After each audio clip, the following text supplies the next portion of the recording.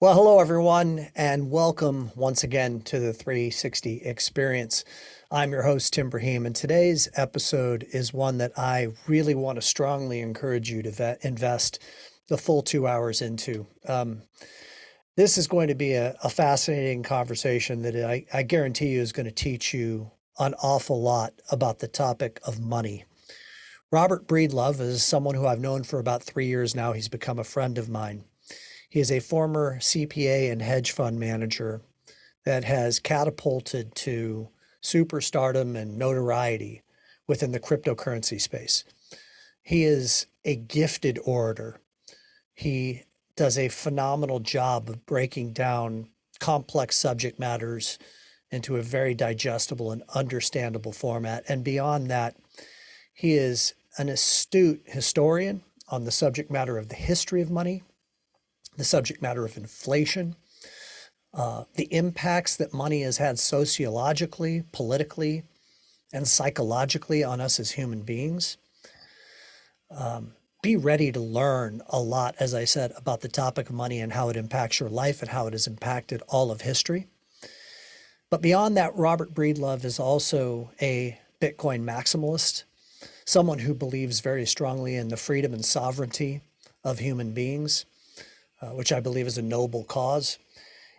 And in this conversation, we are going to go into the depths of understanding of the history of money and the future of money, and why Robert believes that the most perfect money that's ever been created is Bitcoin. Expect to learn a lot about the topic of Bitcoin and expect to leave with a lot more questions because it is a deep, deep rabbit hole that we are going to go down together. The good news is that Robert has his own podcast show, which I want to highly recommend that you subscribe to. I think you'll really love listening to some of the amazing guests that he has on his show. But before you do, let's take a couple hours, get a good workout in, go for a walk, listen to this in a couple of segments, and be prepared to have your mind blown because you're going to walk away, as I said, a lot more knowledgeable than you were before you began. Before I introduce you to Robert Breedlove, I just want to remind you, please, that if you are not a subscriber to the 360 Experience, please take the time to subscribe. If you are viewing this on YouTube, please make sure that you forward it to somebody who you think would find benefit from it, and give us a like if you will. Same with Spotify, Apple Podcasts, Google Podcasts. We thrive off of subscriptions and, of course, likes and forwards because that allows me to get someone as prominent as Robert Breedlove to be on this show because we're growing our subscriber base. And without further ado, my conversation with no one other than Robert Breedlove.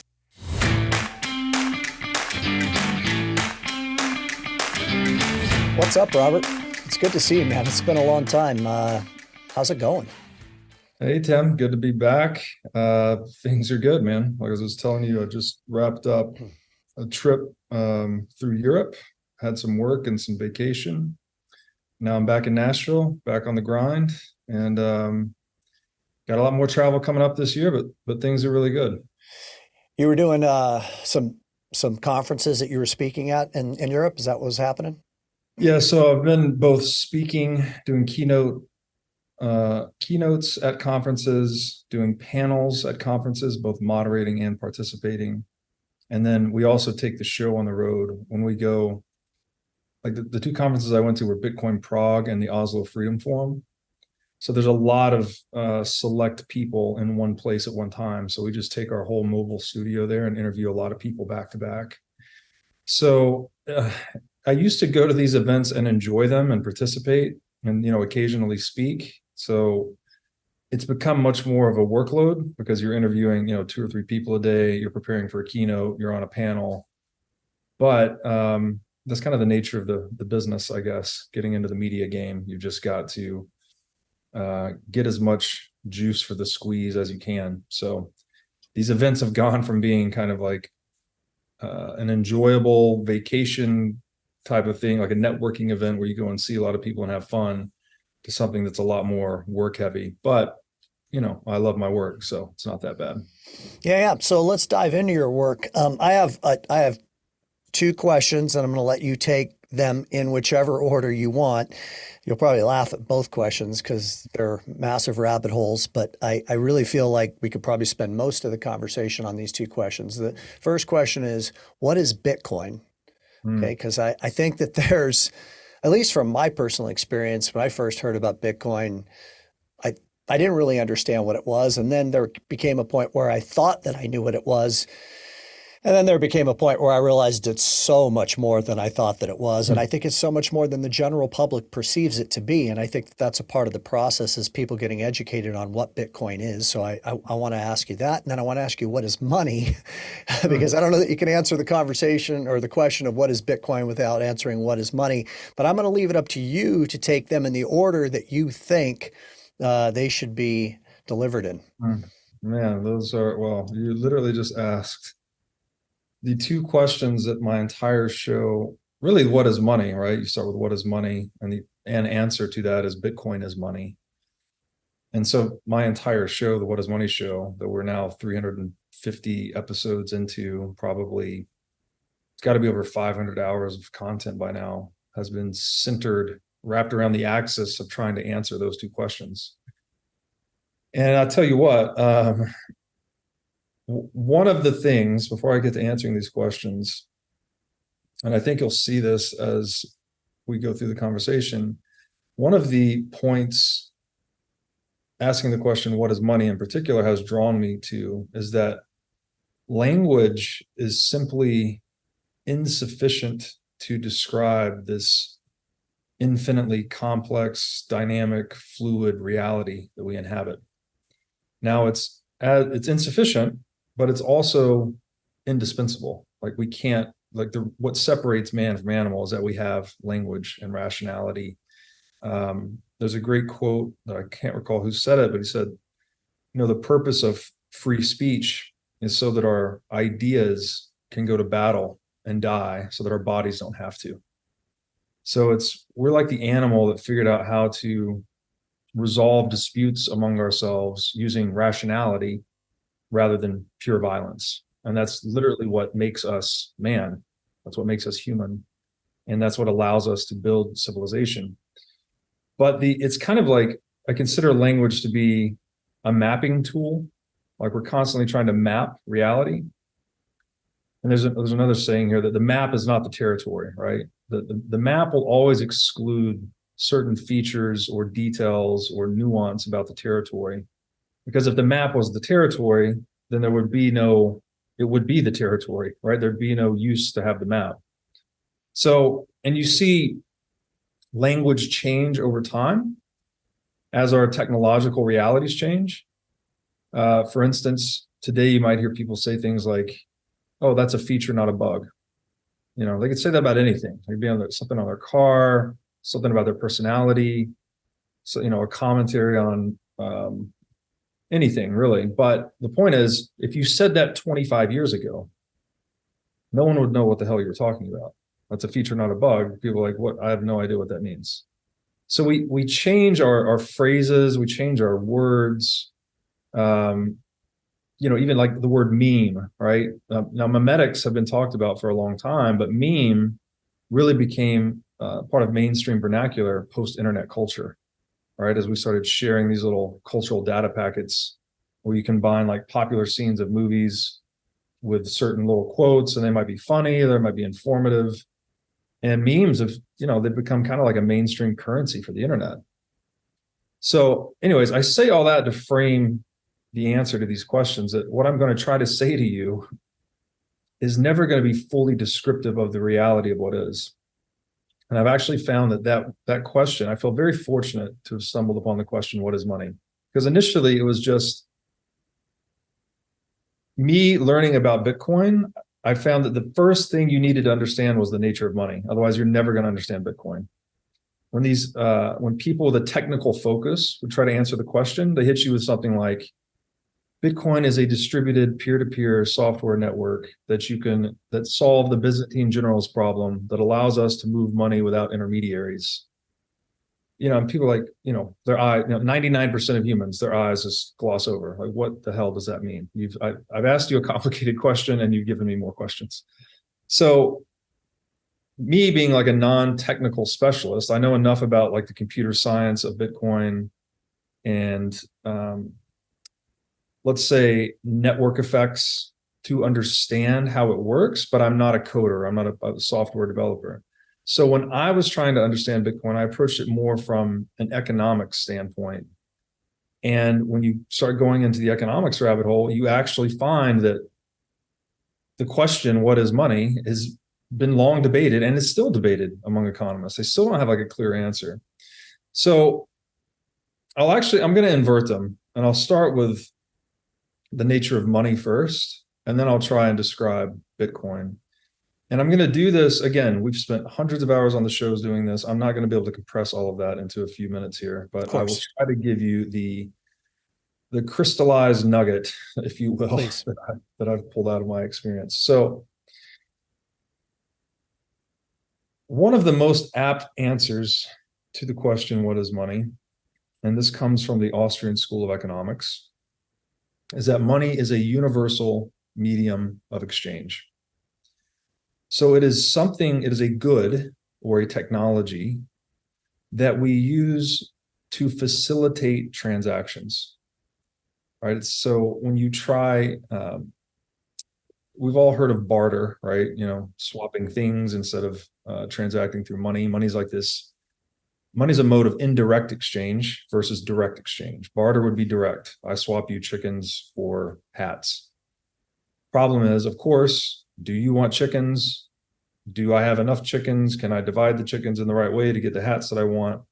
It creates a lot of problems, creates what the economists call I think it's called the non-coincidence of wants problem. So that your wants and my wants don't necessarily coincide every time and in every place. And in fact, they almost never do.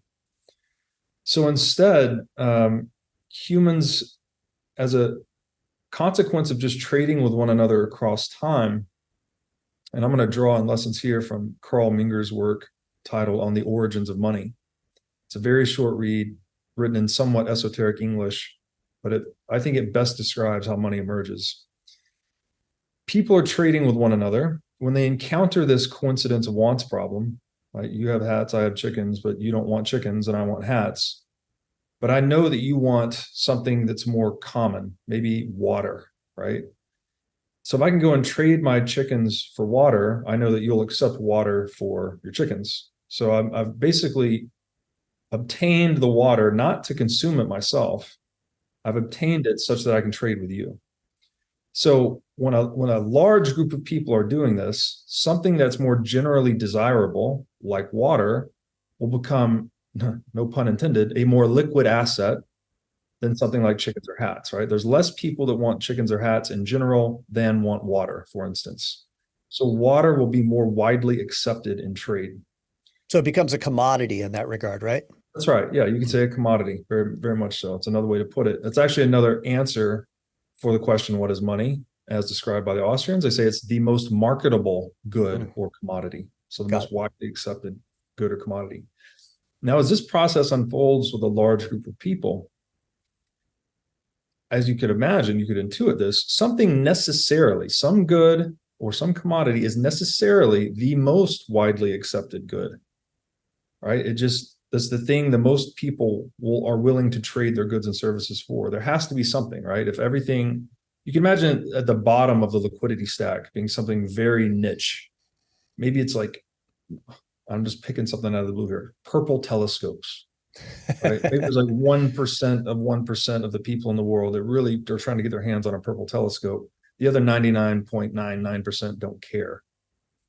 Whereas something more like water, it's like, okay, well, that's a necessary commodity for survival. So it's much more widely accepted. And this is where I'm going to try to, from time to time, just check in with you, make sure also that the listeners are able to really comprehend and digest all of this. So a great example of that commodity would be something like oil or petrol, right? I mean, the more widely used, the more necessary, the more it starts to take on the form of a currency in the way that it is functioning within societies. Is that accurate? Right. That's right. Okay. Based on our technological paradigm.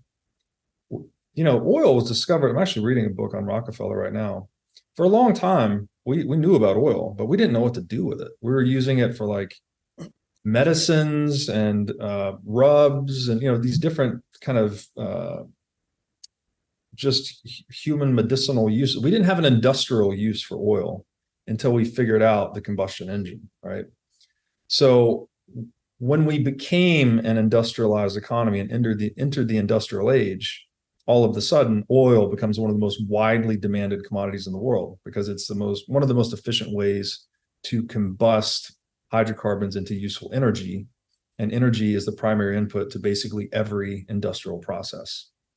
So it's a good point, but you have to remember different things are demanded at different times based on the technological realities we inhabit.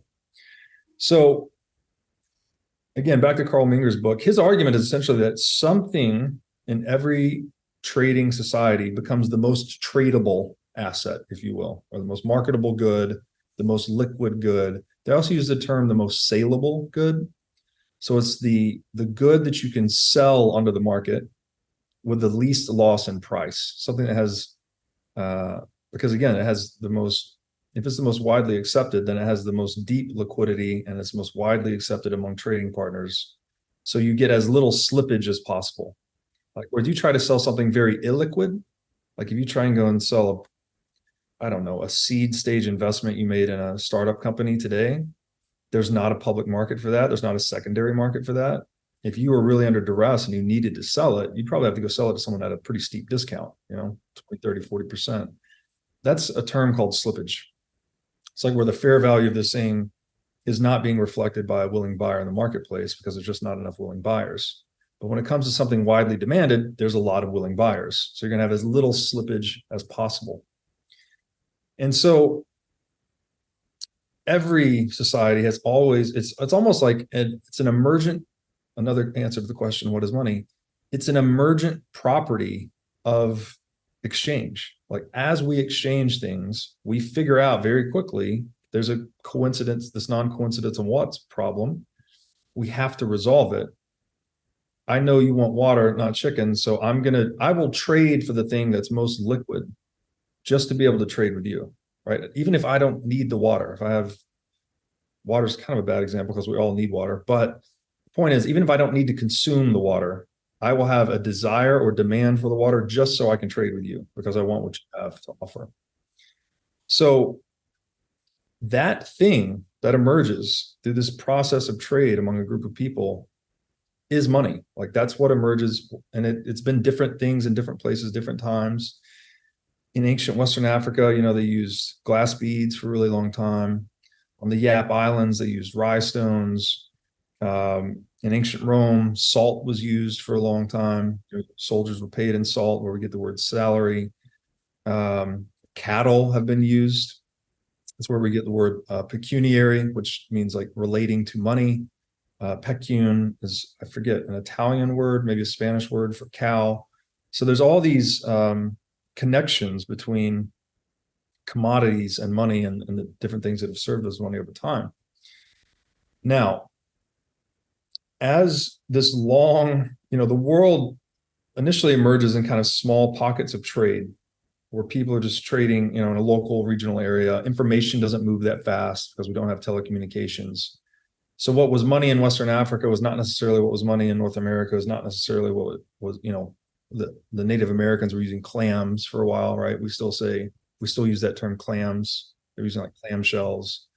Is not necessarily what was being used as money in China, right? They used silver for a long time, and they actually were the first country to have fiat currency as well. That the emperor moved to a pure paper currency. So, but as the world industrialized and then became interconnected by telecommunication networks, and the entire world is trading amongst itself, it starts to zero in on the best money.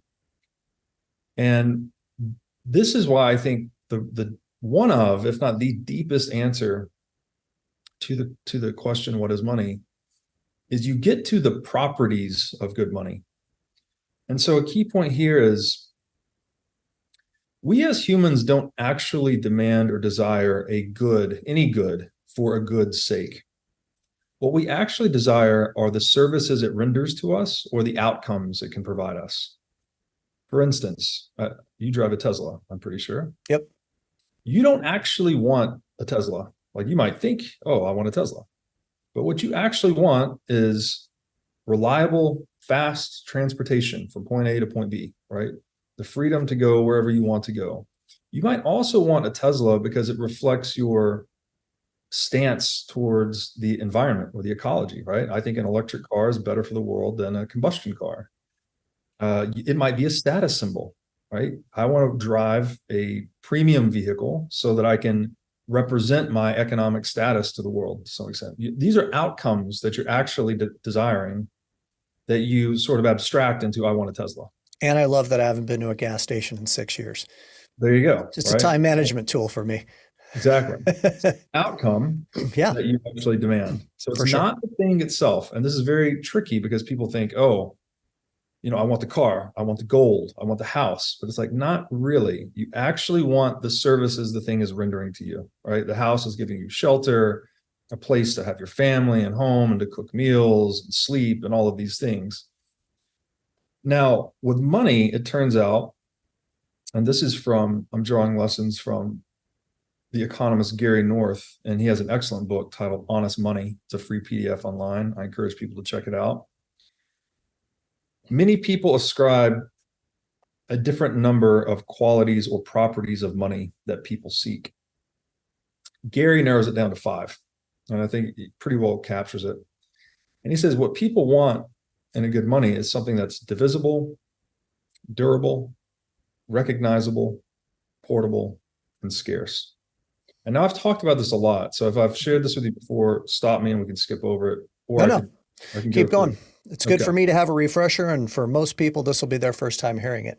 Okay, cool. And these 5 properties of money, I actually, if you can integrate into, and you probably were already going to, but if you can integrate into this discussion, why gold became a currency. Yes, absolutely. And how it meets these 5 principles of money, or maybe it doesn't completely meet all of them, because I'm sure that you're eventually segueing into Bitcoin at that point.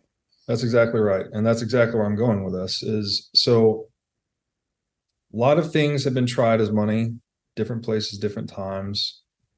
Monetary technologies have often been disrupted or outcompeted. So I wrote about this in the piece, Masters and Slaves of Money. In ancient Western Africa, they were using, I may have said seashells earlier. I meant glass beads. So let me correct myself. You did say glass beads. Okay, I did. Yeah. Okay. They're called agri beads. They later became known as slave beads. And here's the reason why. This is like 15th, 16th century Western Africa, glass-making technology was relatively primitive. So making these glass beads was an expensive process. It was difficult for Africans to forge these glass beads. So that meant their supply was relatively scarce to other goods and services trading in the economy. And now that meant, again, that's one of the properties of money, which I'll explain. That meant that glass beads served as a good money in ancient Western Africa. But when Europeans showed up and they saw that Africans were using these glass beads as currency, they quickly realized, oh my goodness, glass making technology back in Europe is very sophisticated. We can make massive amounts of these glass beads for cheap.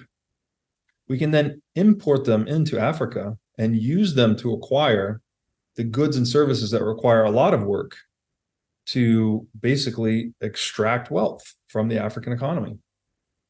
And that's indeed what happened. Some of these European explorers started packing ship hulls full of glass beads, right? As many glass beads as they could contain onto a ship. And they would go into the African economy and they would use it to obtain goods and services, because they were introducing a monetary technology, or you could say it's like disrupting a monetary technology. Something that was scarce in Africa was not scarce in Europe. So Europeans could bring these glass beads into Africa to acquire goods and services. And what this led to was this slow motion wealth transfer from the African economy into the hands of Europeans.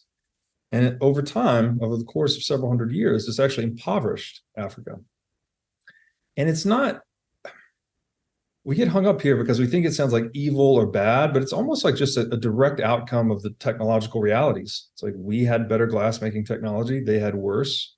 So we were able to, counterfeit, if you will, these glass beads and use them to acquire wealth. And so a key point here is that money needs to be expensive to produce. If another group can produce it inexpensively, they can use it to steal wealth from those who cannot produce it inexpensively. And that's a key point that I'll come back to. And devalue, I would presume, and devalue the currency in itself by producing it for a lot less. Is in that the correct? process, yes. Yeah, you're debasing the currency, right? So if you think of money as the means by which we acquire goods and services, if you increase the supply of money, then the price of things go up, as we've all seen throughout the 20th century, as we've seen acutely over the past few years, right? Since central banks around the world counterfeited trillions of dollars, the prices of everything have gone up. Now, you use the provocative term of counterfeited, and I don't want to presume that somebody listening understands the utilization of this term counterfeiting. And what I'd like you to share is how the printing of money, in your view, is theft, and subsequently counterfeiting of the currency. I will get there for sure. So now counterfeiting, it's a bit of a, again, back to the insufficiency of language here. It's a bit of a legalistic distinction. So George Floyd a few years ago, right? He got in trouble with the law because he had a counterfeit $20 bill, which meant someone that was not the Federal Reserve copied a US $20 bill and tried to sell it onto the market as if it were a Federal Reserve produced $20 bill. Now, there is zero economic distinction between what George Floyd did and what the Federal Reserve does by the trillion. There's only a legal distinction. There's one group of people that are allowed to do it and a large group of people that are not allowed to do it. So in the case of money, as different monetary technologies intersect, right, as the world's globalizing and industrializing, the things that are less difficult to produce get outcompeted by the monies that are more difficult to produce. Now, it's not quite that simple, but a lot of it comes down to that. And this is very intuitive, again, if you understand that money is the thing we use to acquire goods and services. All goods and services require work to produce. Doesn't it make intuitive sense that the money that requires work to produce would be favored as the means of acquiring the goods and services, which also require work to produce? Say that again and say it slowly, because I kind of followed you and I want to make sure that I get it and that those that are listening get that. So you're saying that in the long run, always historically, that the more difficult the currency is to produce, therefore the more scarce it is, the more value it has, correct? The better it is at holding its purchasing power, to get very specific, over time, right? So the monetary property of scarcity, which is the relationship between demand and supply, the less the supply of a commodity responds to new demand for it, the better it retains its scarcity, and therefore the better it holds its purchasing power over time. So what happens across as the world's interconnecting is that people are figuring out over time, oh, I was storing my purchasing power in seashells or glass beads, and then the Europeans showed up and they counterfeited the glass beads. The glass beads aren't holding purchasing power anymore. I need to find something else. And so this process unfolds a lot of different places, in a lot of different ways. In the case of the African economy, just to put a button on that story, they became known as slave beads because as the African economy was impoverished, those same ship hulls that the Europeans brought in glass beads with would later leave African shores, hundreds of years later, for North America and for Europe, packed with African slaves, actually.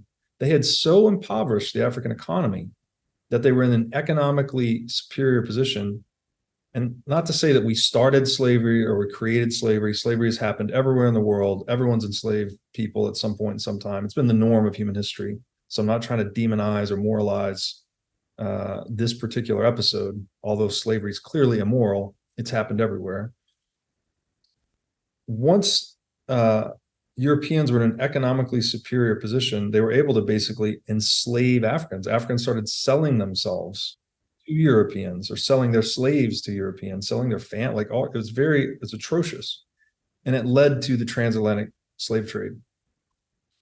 I think the numbers are like 12.5 million people shipped from African shores to North America and to Europe over the course of 300 some odd years. 2 million people died in the Middle Passage, which was the track from African shores into North America across the Atlantic. So it's a lot of human life stolen, right? So there's a deep connection you'll sense here between human time, human energy, human labor, and money, right? Money is kind of an emblem of human time, human energy, human labor. And so you can counterfeit the money or produce it cheaply, to use a less legalistic term, you can actually steal human energy, human time, human labor. So, and that's kind of what we actually are seeing happening real time in this moment. So the other night, I went to dinner with a couple of buddies to have some Mexican food, which is historically kind of an inexpensive meal, all things considered, unless you drink too many margaritas. And it was, we had some appetizers and 3, entrees of fajitas for the 3 of us. And without alcohol, it was $250 for Mexican food. Yeah. I mean, that's unheard of. Like, I don't care how good the Mexican food is. I mean, if this was 3 years ago, that same dinner would have been $125 to $150. So, right.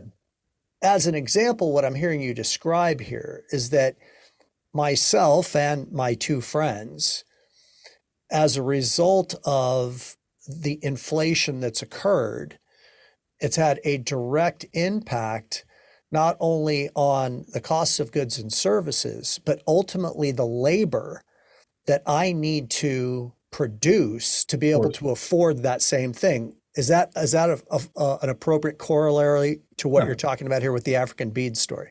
That's absolutely correct. So to zoom forward, and we'll come back, over the past 3 years, I think roughly 50% of the US dollars in circulation today have been created over the last 3 years.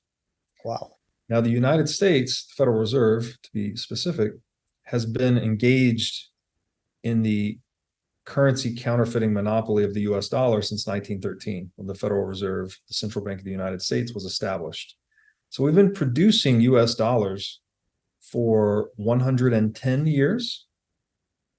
So 110 years, but 50% of those dollars have entered circulation in the past 3 years. 3 years. So if you just do the graph in your head, it's like a long, slow curve. It slowly gets a little bit steeper, but post 2020, it has gone absolutely vertical. Like a hockey stick. Now, this is very concerning, because when you debase the monetary protocol, you're debasing all of the other trust agreements and institutions and commerce, every human that you interact with through money. That relationship is being strained when you start to break down the medium by which you're exchanging. And so that you were paying that increase in fajitas, Mexican food, that price increase was you paying a tax, a shadow tax, to the Federal Reserve, to the shareholders of the Federal Reserve. You were being stolen from. That experience of going from 125 for a meal to 250 is you paying the tax. You're being robbed. So that's a key point. And I'll try to put something around this later, but a very crystallized phrase that I've used that people have really resonated with, because there's a lot of confusion about what is inflation, what does this mean? You know, we've been told that we need inflation. There's all this propaganda, I would argue even like a psyop, that has been perpetrated by Keynesian economics, saying that we need a currency counterfeiting cartel to make the economy work. We need money to be centrally planned to make the economy work. Even in the West, right, where we pride ourselves on free market principles, let the market decide, wherever supply and demand meet is what the price should be. We still have the central planning of money, where interest rates are centrally set by a central body. You know, currency can only be produced by one group. No one else can enter the currency production game under the threat of force. So I capture all of this in the phrase that inflation is legal counterfeiting. Counterfeiting is criminal inflation. Again, no economic distinction between these two activities, what George Floyd did versus what the Federal Reserve did. It's only a matter of which way the legal coercion and the proverbial guns are pointed, right? There's some that are inside and are allowed to do it or authorized to do it, and many that are outside that are not allowed to do it. So this is why I argue strongly that central banking is not only the biggest con in human history, but also the largest criminal enterprise. To control the money is to control the world. You can go back to the infamous Rothschild quote, "Give me the power to issue a nation's currency, and I care not who makes its laws." None of it matters other than the money. If you have, he who has the gold makes the rules. It's another infamous phrase. So quick question on this, and I know I'm probably jumping ahead and don't mean to take you off too far, but I want to ask a quick question. So the more currency that the Federal Reserve prints for various reasons, the more that we are stealing from the people in the definition. Central bank, the shareholders, be very clear about the Fed. It's a private institution. It's not federal. There are no reserves. It's just a legal monopoly. The more US dollars that are counterfeited or produced, to use a nicer word, the more wealth is being transferred from productive market actors to the shareholders of that private organization called the Federal Reserve. So how would they, so that was the question. So somebody's winning in this formula, and then a whole lot of people are losing in this formula. And the way that they're losing is that we have a significant percentage of the populace that's becoming more and more difficult for them to make ends meet and to live. And this is why we have dual income households, which we didn't have back when our currency was backed by gold and we had, you know, kind of stopgaps and controls around the currency. We saw this huge spike in the need for dual income families in the 1970s once Nixon took us off of the gold reserve. So a lot of those people are losing, but who's winning in this formula and how are they winning? Is it all based upon the upper elite winning because they can invest their money in stocks, which is driving the stock market up? What's happening here on a positive end for the elite few? So again, in conditions under a central banking paradigm, right, where currency is centrally monopolized and counterfeited at scale, the losers are going to be those who depend on that dollar holding its value across time. So the poor, people living on paycheck to paycheck, right, where 90+% of their assets are held in dollars, right? They're just trying to get by. Retirees and pensioners, those living on fixed income, right? They have a certain bucket of dollars they're trying to survive with. And the winners are going to be those who hold the majority of their portfolio in assets that cannot be counterfeited, right? So the rich typically hold 90+% of their assets in real estate, equities, commodities, private businesses, et cetera. These things that you can't just produce out of nowhere. There's going to be wealth transferred from the poor to them, but more acutely, there's substantial wealth being transferred specifically to the shareholders of these central banks. Now, when you ask the question, this is a very hard question too, who owns the Federal Reserve? The answer would be banks, large regional banks own shares in the Federal Reserve. So then the question is, well, who owns the banks? And when you chase it all the way down, there's a handful of families in the world that own all this shit. So this is like BlackRock and all of that. Yeah, well, a lot of the shareholders in central banks are also inside of BlackRock. The Rothschilds are a very widely known name. There's a handful of other families that have owned this central bank apparatus for centuries. And so they're benefiting disproportionately. I mean, this is almost part and parcel with the old adage, the rich get richer and the poor get poorer. I'm not saying that would not happen under a hard money gold standard, but it would happen a lot less acutely, right? Because when the rich are able to rob the poor at scale, and especially in a way that people don't understand, because people to see prices going up, and what do governments say? Like what the Putin inflation is a term we've heard used. Supply chain disruptions are causing the inflation, right? There's this whole army of pseudo economists that will make up all these other excuses. I think this was in Norway or Sweden. They were blaming Beyonce for the inflation. They're saying the Beyonce concerts were driving the inflation. You'll never see a mainstream media headline talk about the central bank. Like, oh, well, the fact that we just increased the money supply 50% over the past 3 years, do you think that has anything to do with the inflation? And so, I'll give this very simple analogy that hopefully helps clarify the nature of inflation. I call it the Babe Ruth baseball card analogy. So if assume there's 100 Babe Ruth rookie baseball cards in the world. And maybe each one is worth $1 million, just picking a number, right? So $100 million worth of Babe Ruth rookie baseball cards, meaning for those 100 cards, there's demand enough that each one was bidded up to $1 million in price. Now, if someone discovers at a local yard sale a box full of 50 more of them or 100 more of them, and all of these baseball cards get circulated into the economy, well, all of a sudden the supply has doubled. So if demand remains constant, then we would assume that the value of each one of those baseball cards would be cut in half. Right? We had $1 million demand for 100 cards, or say $100 million demand for 100 cards. If we have that same $100 million of demand for 200 cards, well, now each one's worth $500,000. That's the same dynamic that happens when you produce currency.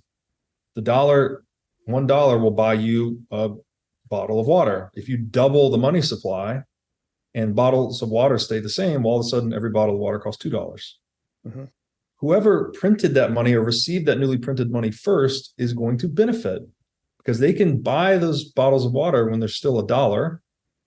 And the price inflation occurs over time. So by the time the poor and fixed income are buying the water, it costs $2, right? And now it's not perfectly linear. It's uneven. It's Hayek described inflation like pouring honey into a jar, where it accumulates in the center initially and spreads out slowly over time.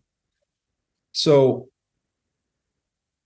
hopefully that kind of clarifies the nature of inflation and currency counterfeiting. And then I can take it back to why people naturally figure out over time it's in their best interest to store their economic energy or their purchasing power in the money that is most difficult to produce, because that means you cannot be compromised in this way.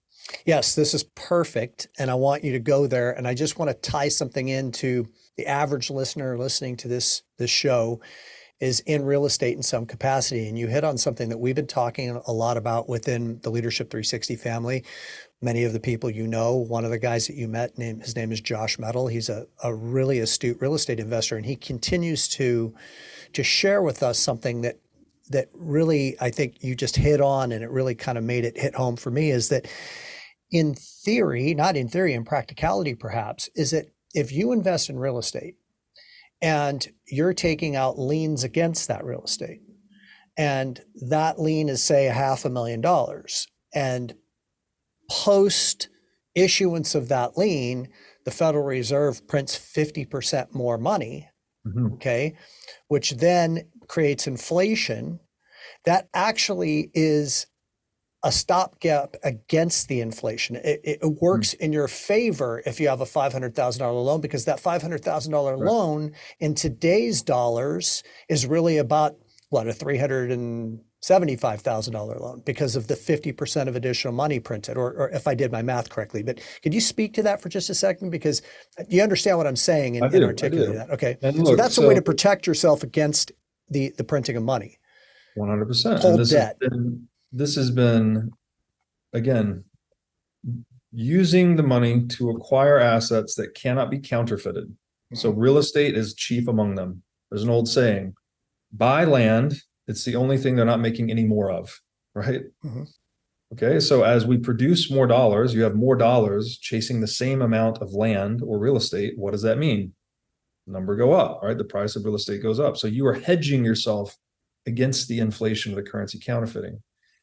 Further, and you hit on the point directly, when money is being debased over time, you as an economic actor are incentivized to accumulate more debt, because I can borrow a stronger dollar, especially if I've got good, loan duration, good terms, good covenants, etc., and I can pay back weaker dollars over time. So I can borrow today and I can pay the 3% interest. If the money supply is inflating at 7 or 10%, then I'm winning. Every year that I'm paying 3% interest on that loan, the currency is being debased at 7 or 10%. My land's going up at 7 to 10% a year. I'm paying 3% interest. I'm in the green, right? So this is why I would argue, post 1971, when we went off the gold standard, corporate real estate has been the best performing asset class every single decade. Every single decade. It's income producing real estate. Real estate that you can't build any more of it, no more land. Obviously you can build up, so it's not exactly correct, but it's much more scarce relative to the currency that's being counterfeited. And it's income producing because you have clients, right, that are using it and paying the landlord. So, and you can increase the rents over time as a result of the debasement of the currency. That's exactly right. And so you've seen post 1971, again, corporate real estate, best performing asset class, debt, both public and private, has absolutely exploded. I think globally, we are at some absurd number now. It's like 350% debt to GDP. So 350% more debt outstanding than world output every year. Like, it doesn't even make sense. And so you get in this really, and again, this is the more indebtedness is occurring, the more interest is being paid, the further you're exacerbating this transfer of wealth from the renters, the renting, the working class, to the owners of these assets, and again, the shareholders of central banks and banks. So all of that's real, but to try to take it back to why we got gold, why gold became money. Again, over time, people are experimenting different forms of money. How do I preserve purchasing power over time? Oh, that didn't work. I got to switch to this. That didn't work. I got to switch to this. The market is basically zeroing in on what is the most scarce commodity, right? The hardest commodity to produce relative to all others, that is also sufficiently divisible, durable, recognizable, and portable, right? You need your money to be those four things in addition to that money being scarce relative to goods and services.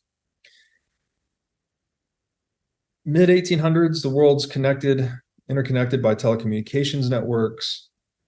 Trade networks now start to flourish globally, right? You can trade with people on other side of the planet. This was not possible prior to that, or much more difficult, at least, let's say. After that, the world starts to zero in on the best monetary technology, right? You basically have a globally competitive marketplace. And so as I described, different monies outcompeting weaker monies, or you say stronger monies outcompeting weaker monies. Well, the entire world is now operating as one marketplace. So it starts to figure out what is the actual best money.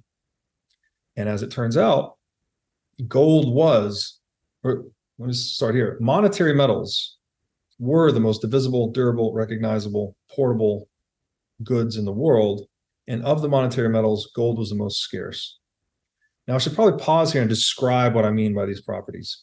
So Divisibility means I can transact with other market actors at different scales, right? I can take one small unit of the money and I can buy a cup of coffee, or I can combine these units of money and I can buy a house, right? I can transact at different scales of purchase. That's obviously very important because we like to buy things from a cup of coffee to a house, right? We need to be able to have divisible and recombinable units such that we can transact with one another for different things. Money also needs to be durable, obviously. If we try to use something like fruit as money or meat, well, that doesn't preserve very well over time. It's interesting that you brought that up. I was going to say like truffles. Yeah. Like truffles meet most of these criteria, but they have a shelf life, but they're super expensive. They're scarce. They're divisible. They're portable, but they're not sustainable over time. That's right. And they also lack, they're not durable relative to a monetary metal, right? Mm-hmm. Like something like gold basically lasts forever, right? You put the gold in a safe, it's not going to corrode or dissolve or putrefy. Whereas you put oranges in your safe, not going to work. Or truffles in the safe, it's not going to work over time. And in addition, the fact that you can consume the truffles is actually problematic as well, because there's a different configuration of demand for them, a non-monetary demand. And this is something I'll come back to as well. So, and then portability is pretty obvious. You want to be able to move the money across space, right? If my money is just a giant, like, again, the Yap Islanders use giant stones. You can't move those across space very easily. Like, it works for a small island. Everyone can sort of transact on a ledger with these big stones. But if I want to transact with someone on the other side of the world, it's hard to move a 10-ton stone across the world to buy a house, whatever it may be. So you need a money that can be moved across space.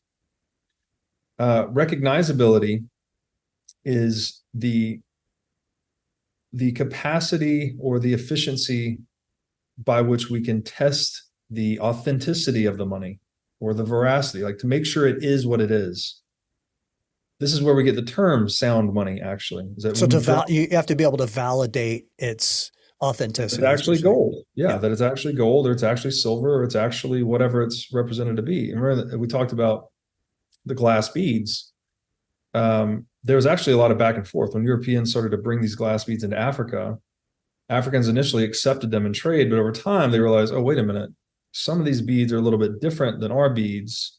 So we're not going to accept the European beads. We're only going to accept these African beads. Then the Europeans would adapt, right? They try to make a closer replica of the African glass bead. And it was this like cat and mouse game. But over time, glass beads were produced in mass quantities, and therefore their scarcity was compromised. And so it failed as a money. So divisible, durable, recognizable, portable. Divisible, durable, portable, recognizable. Monetary metals fulfill these four functions sufficiently. And of all the monetary metals, gold is the most scarce, meaning that its supply is the most difficult to change. It is the most expensive money to produce. We've been using gold for 5,000 years as money, but it became a global monetary standard, like I said, mid-1800s. And now it functioned alongside silver for a long time, because gold has gold is much more rare than silver. So when you were trying to transact in small day-to-day transactions, gold was not as useful. Like if you're going to go buy that cup of coffee, you need like gold dust. Yeah. Pretty impractical to carry around dust and try and, it's very, very difficult to use dust as currency. Whereas something like silver that's more abundant, but still has these properties, these other properties, right? It's divisible, it's durable, it's recognizable, it's portable, could be used for day-to-day transactions. And gold was reserved for larger settlements, larger transactions. Now, so that works, but a problem with gold, we have kind of like this bimetallic standard for a long time. Gold and silver are used alongside one another. But one of the things gold and monetary metals in general really lack of those properties is portability. it's expensive to move gold or any metal across space, right? If I'm going to buy something on another continent, I now need to move my gold onto a wagon or whatever type of land transport, move it to the ocean, put it onto a giant container ship, ship it across the ocean, settle with a counterparty on the other side. And there's a lot of risk and cost inherent to this process, to moving this physical metal across space. So humans basically improvised or innovated a way to make gold more portable, monetary metals more portable. And that was to put monetary metals into a central custodian, which we used to call a warehouse. We had gold warehousing operations. People put their gold on deposit with a warehouse operator.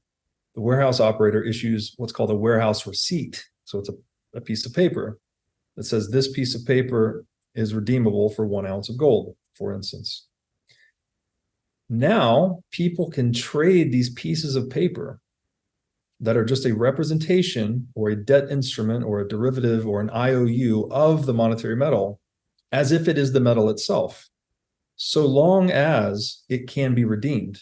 So, right, I could ship this paper across the world much more easily than I can the gold, or even better, I can have two banks that settle, two custodians that settle with one another in these paper currencies, and they can just make ledger adjustments, right? Deduct your account 5,000 here, add account 5,000 here, transaction settled informationally, right? I didn't have to send you physical metal. So the reason we introduced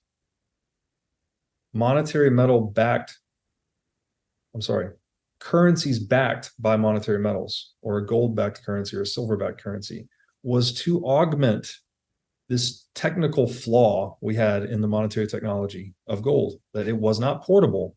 So we made it more portable, right? We created you could think about this as like a layer 2 on top of gold, to use a Bitcoin term. Gold was layer 1. Layer 2 was banknotes, right? These warehouses would become banks, and today we call them central banks. This allowed a globalizing society to trade with much higher frequency and at much higher intensity, so that we could economize more quickly, right? We could get more done with less effort, basically, which is the whole point of the economy. That's what the word economy means. In reality, by definition, what you're describing is truly a technology. Yes. Not in the way that we look at technology in today's day and age, but back then, I would imagine that was a very advanced technological system that had been created to be able to solve this challenge. That's right. And this is where there's the strangeness of money again, because it's one thing to say gold is a technology, right? It's just a dumb rock. It doesn't really do much. It does things, actually. We use gold today we use it for computer components. We use it for dental stuff. We use it for some industrial processes. But say 20% of the demand for gold in the world is for industrial use. 80% of the demand for gold is to use it as a store of value over time. So we introduced this gold-backed currency standard, and eventually, and it did, again, happened unevenly. There were countries like China and India that opted to go with a silver standard.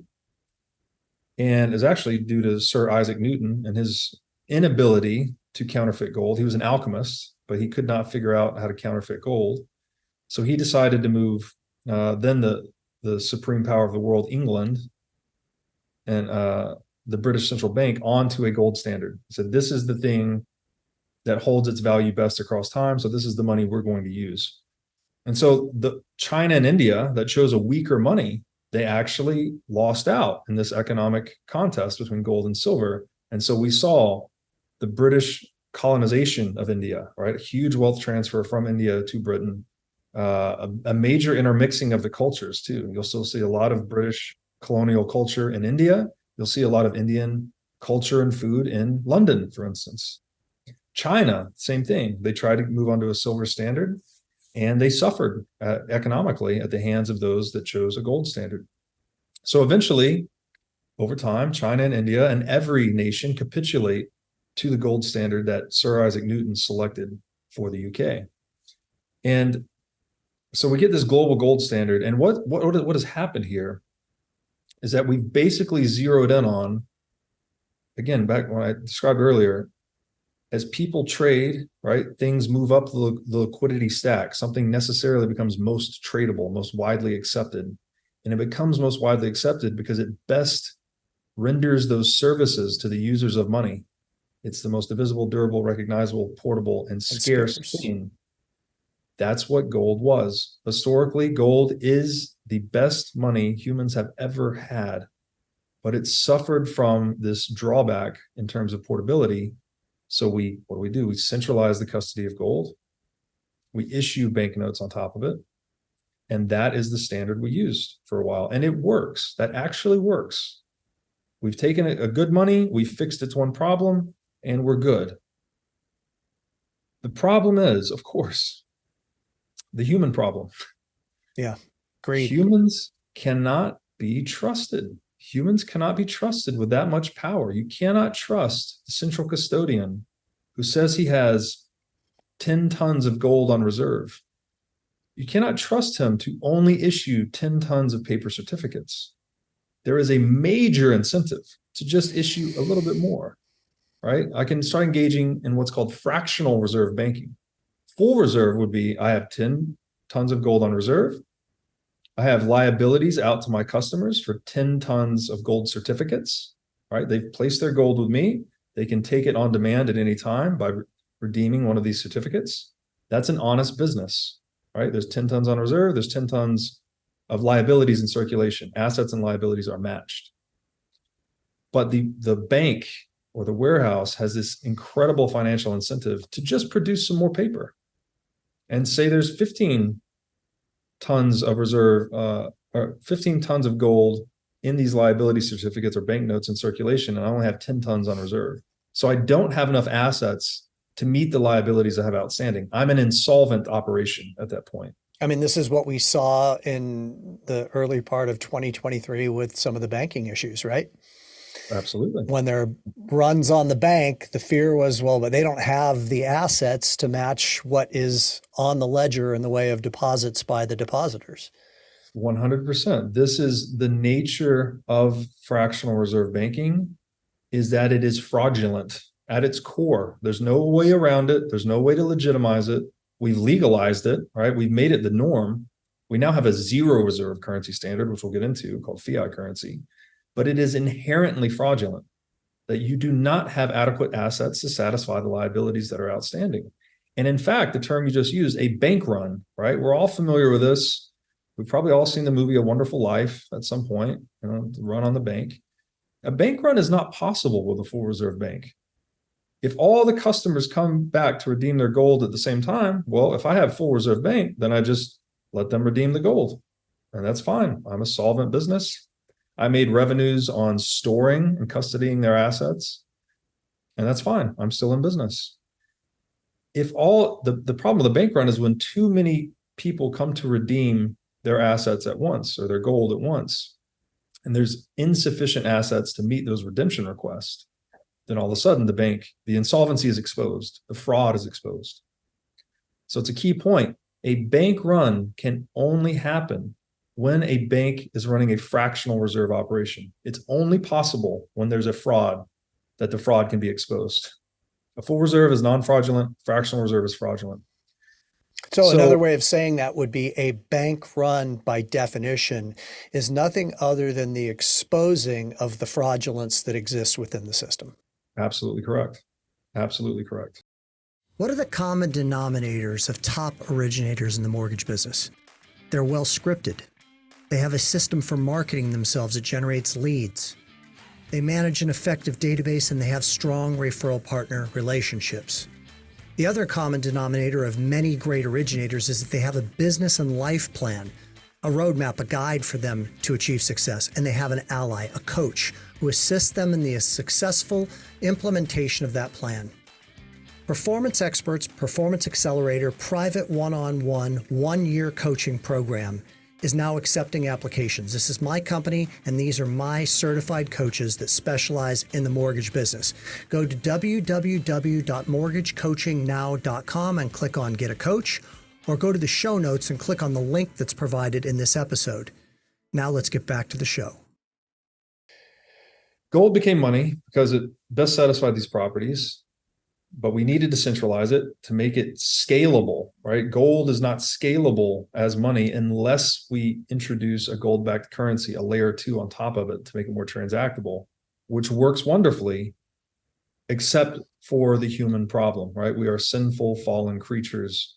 No one, now there have been legitimate banking operations that have run full reserve banks. There's been examples of this everywhere. But this temptation to print more money or to create more liabilities than you have assets on reserves actually allowed the dishonest operators, those running fractional reserves, to generate more revenues than those running full reserves. So all of a sudden you get dishonest banks outcompeting honest banks. So it's this very perverse financial situation. And it culminates, starts out full reserve, becomes ever more fractionated. Maybe there's like 90% assets to liabilities, 50%, all the way down to 0%, right? Which is 1971, right?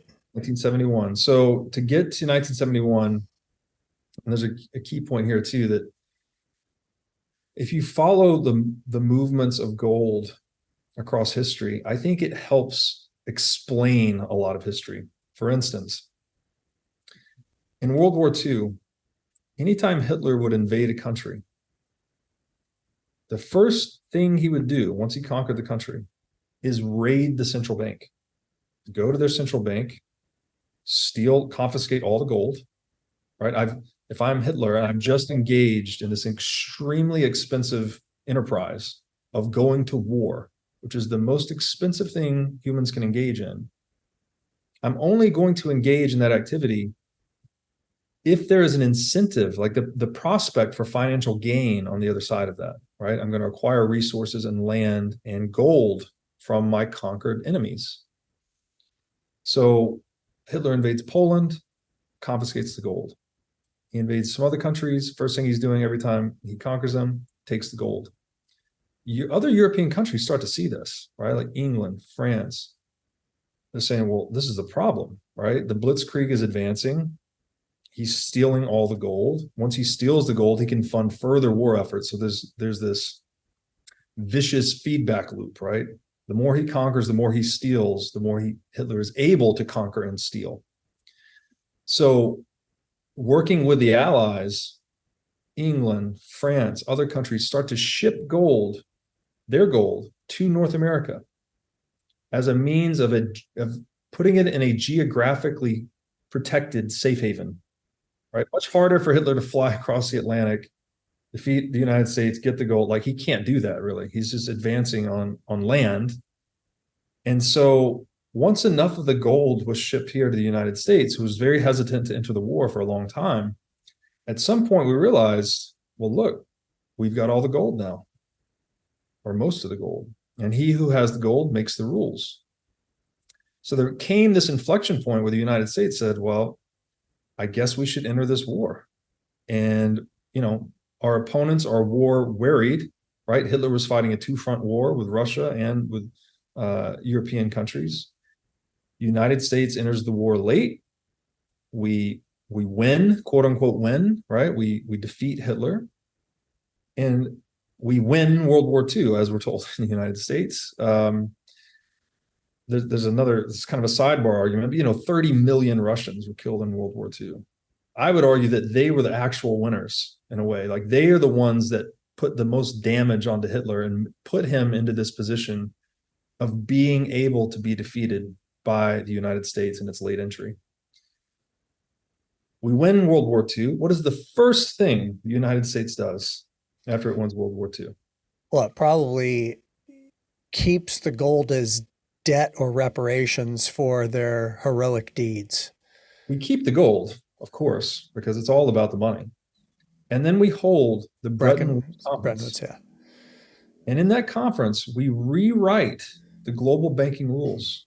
London is no longer going to be the financial center of the world. New York City is. And the United States dollar will be pegged to gold. All other currencies will then be pegged to the US dollar. And now this created what the French would later call the exorbitant privilege for the United States to run deficits without tears. So we could print as many dollars as we wanted with low, again, no cost, low to no cost. We can export these dollars worldwide and have other countries send us goods and services that require work and cost to produce. So we had that asymmetric advantage of we can export dollars and inflation basically and import goods and services.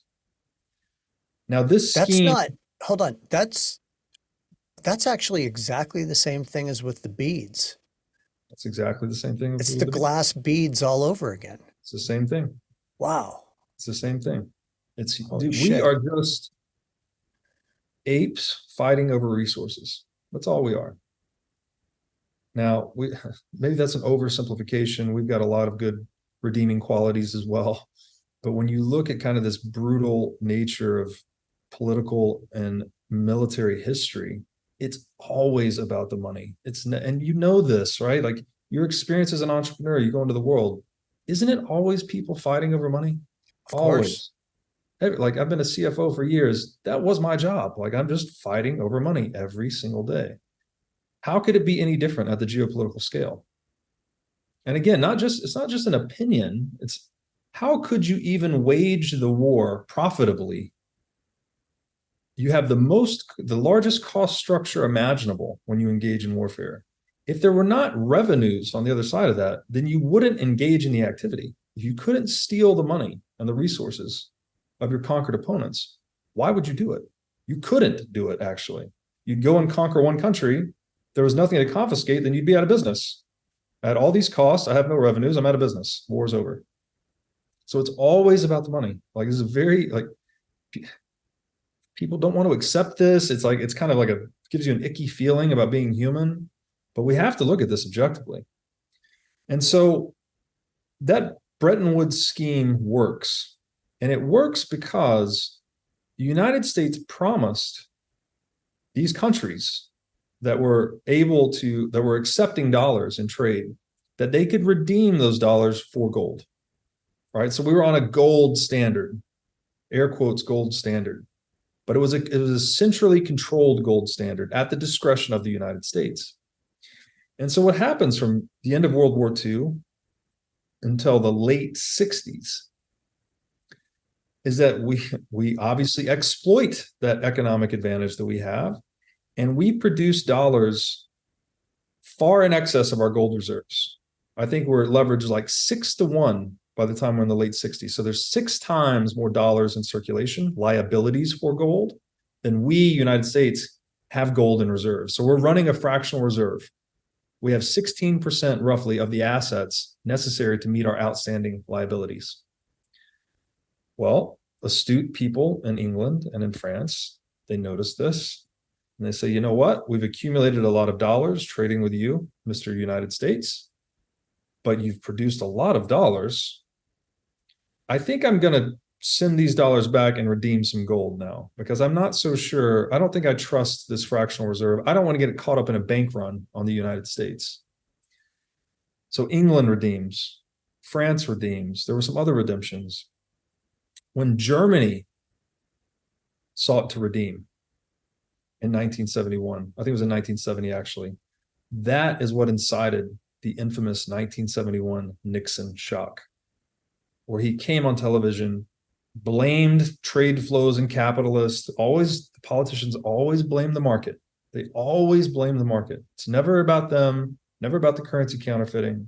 It's always greedy capitalists, et cetera, and said we were going to temporarily in 1971, suspend US dollar redeemability for gold to fix these problems with the greedy capitalist.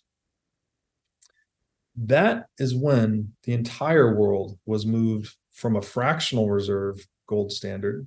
Again, we were like 16% assets to liabilities onto a pure fiat currency standard, which is a 0% standard. There are no assets. There's no redeemability.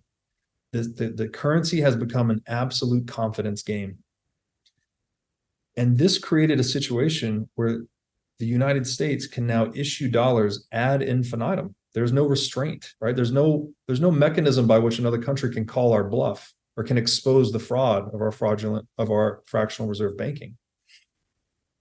And indeed, here we sit in 2023, 52 years after this temporary measure was passed. We have fiat currencies in every country in the world. There is no gold-backed currency left. I think Switzerland was the last one to abandon the gold standard in the 90s. And indeed, they showed a lot of economic strength up until that point. And once they abandoned the gold standard, they've had this explosion in debt to GDP, evisceration of the middle class, all the problems. And again, I always want to point people here. There's a great website, WTFhappenedin1971.com. This is not just a financial malaise. When we abandon the gold standard, we see things like obesity explode, addiction, suicides. The list goes on and on and on. There's this whole gamut of socioeconomic data that has become totally unhinged since we separated, or since we broke the gold standard in 1971. And so now here we are. We're 350% global debt to GDP. Governments are totally unrestrained in their capacity to produce new currency. And what this allows them to do, if you consider government's just a business like every other business, the difference between free market private enterprise and government is that if a free market private enterprise is not profitable, then it goes out of business, right? It goes bankrupt. The capital that is inside that business is then sold via bankruptcy proceedings or whatever liquidation mechanisms, and that capital is assimilated into other productive enterprises that are profitable. This is how capitalism works. The difference with a fiat currency funded nation state is that they can produce new units of currency to paper over these losses. So again, the deficit without tears. A deficit just means you're unprofitable as an organization. But if you have a monopoly on currency production, it doesn't matter if you're not profitable. I'll just print more money to cover the losses. And I'll externalize the cost of those losses onto the productive everyone else economy via inflation. Wow. So now we live in this world where we have a cartel of central bank currency counterfeiters that run the world. It's the largest criminal syndicate that has ever existed in human history. The terms of purchasing power stolen are mind-bending. Again, my piece, Masters and Slaves of Money, I created a proxy for what I took was the actual annual expansion in US dollar supply. So say it grew 7%. And then I took that delta, that increase in the dollar supply, and I divided it by the average hourly wage rate. So you can get a proxy for how many human hours are actually being stolen through currency counterfeiting. And when you run the numbers, the Federal Reserve, this was pre-2020, by the way, so the numbers are a lot worse now. The Federal Reserve had stolen 1 trillion hours of human labor between, I think this is the 1980 until like 2020.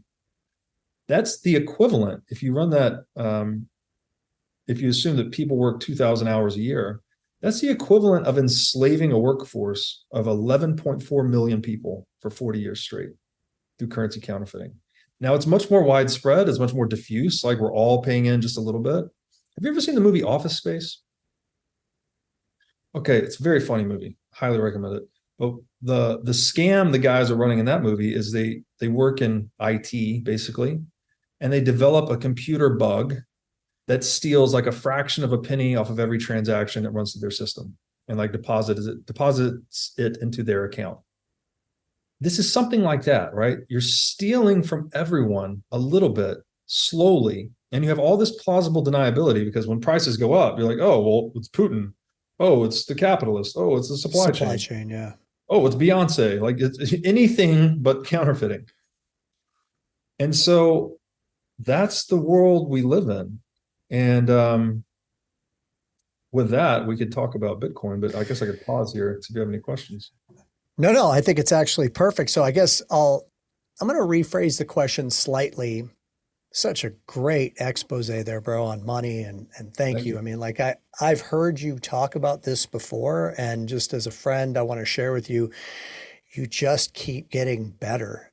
You're even tighter at it. And like for anybody who wants an even more depth understanding of what Robert just so beautifully articulated, go spend the 4 hours and listen to his brilliant podcast with Lex Friedman, which is my introduction to you. And yet I've seen this constant evolution in you in terms of the Thank way you. that you are explaining this and using even more dialed in metaphors that really make it digestible. You're really gifted at explaining these complex subject matters. So I Thank think you that a lot. you're welcome. So I think that the next question and the last question, because I mean I think that we can really put the icing on the cake here, is not just what is Bitcoin, but why Bitcoin. And Mm, what I want to ask, inclusive of that, is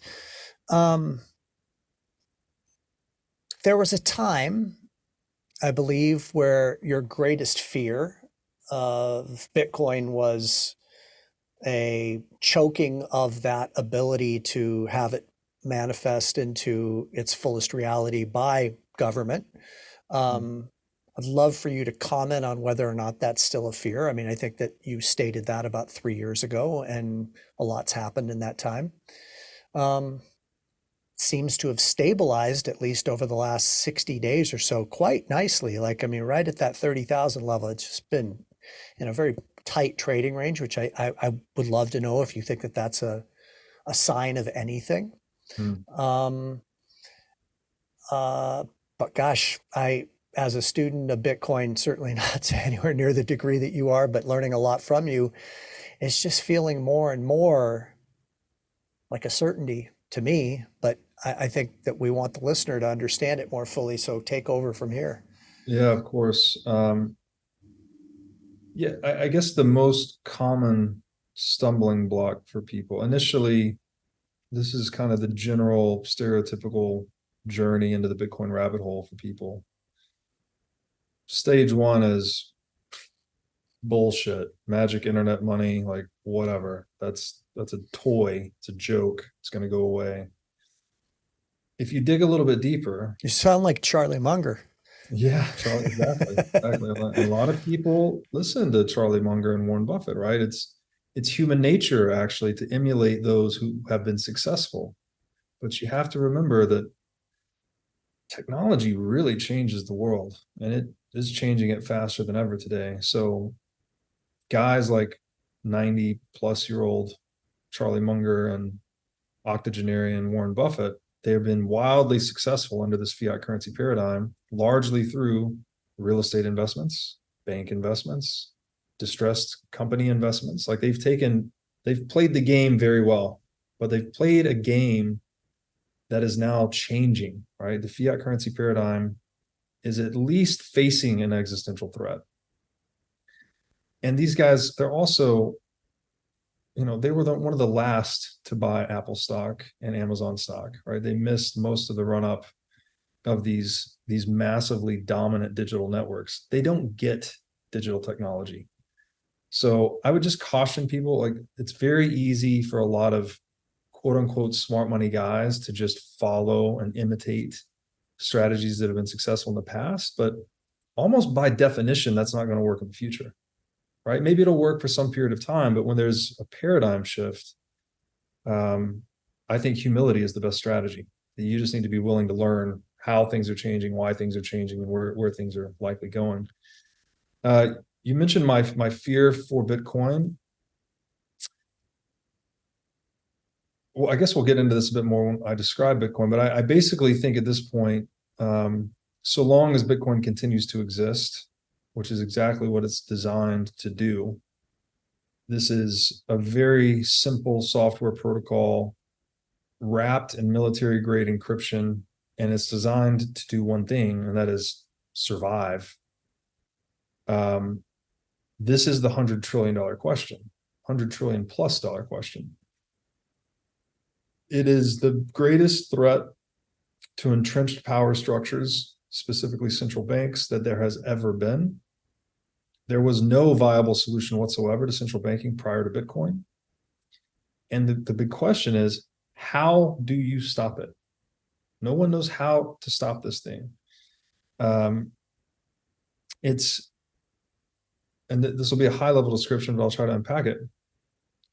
It's basically this set or of positive incentives that it's paying everyone that interacts with it. Bitcoin is paying everyone that interacts with it. The miners, the entrepreneurs, the savers in Bitcoin are being paid. They're being rewarded purchasing power to contribute to the success and proliferation of its network.